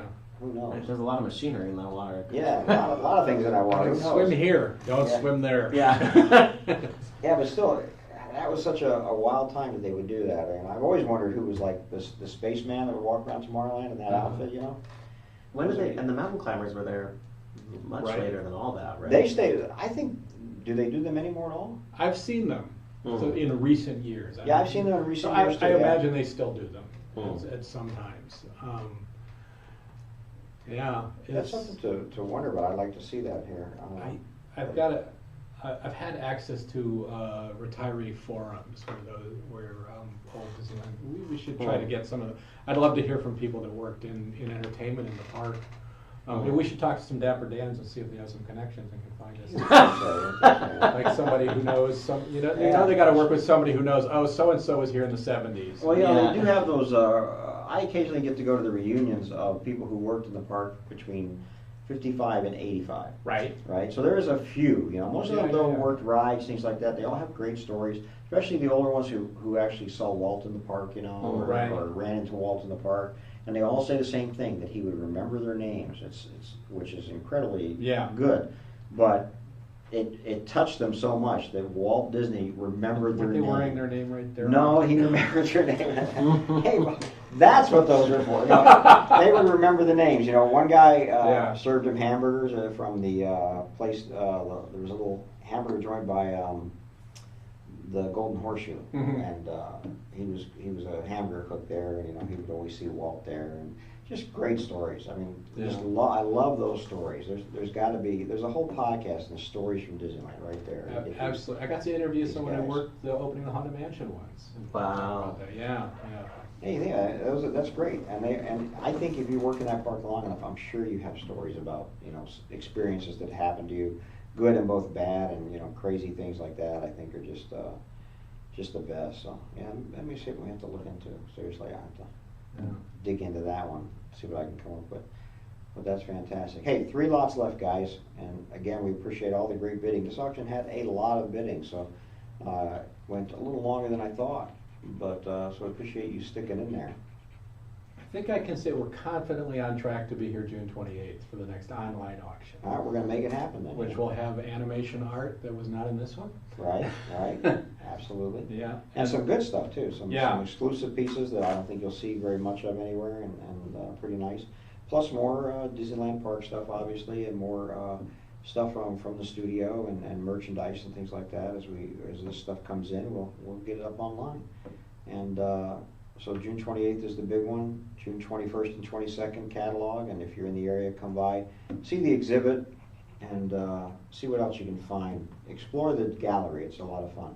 Yeah. I think anyway. I go up there. I see stuff I didn't know we had, so I'm always all for it. We have so much stuff in storage that stuff literally appears here that I don't remember us ever having. Well, these next couple auctions, we're kind of digging into the Van Eaton vaults and getting some different stuff. Yeah, stuff again. There's stuff we would buy estates, and at the time when I bought it, I can only pull so much of it and put it out, and the other stuff would go into storage.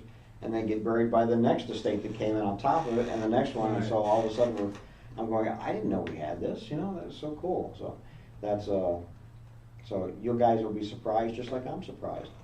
And here we're gonna wash, this is the second to last, right? Am I correct, or am I? Yeah. Yep, that's it, yeah. 337. Yeah, 336 is going, and this is our last piece. So after this, the auction will conclude. If you got something, you'll get an invoice from me this evening sometime. And,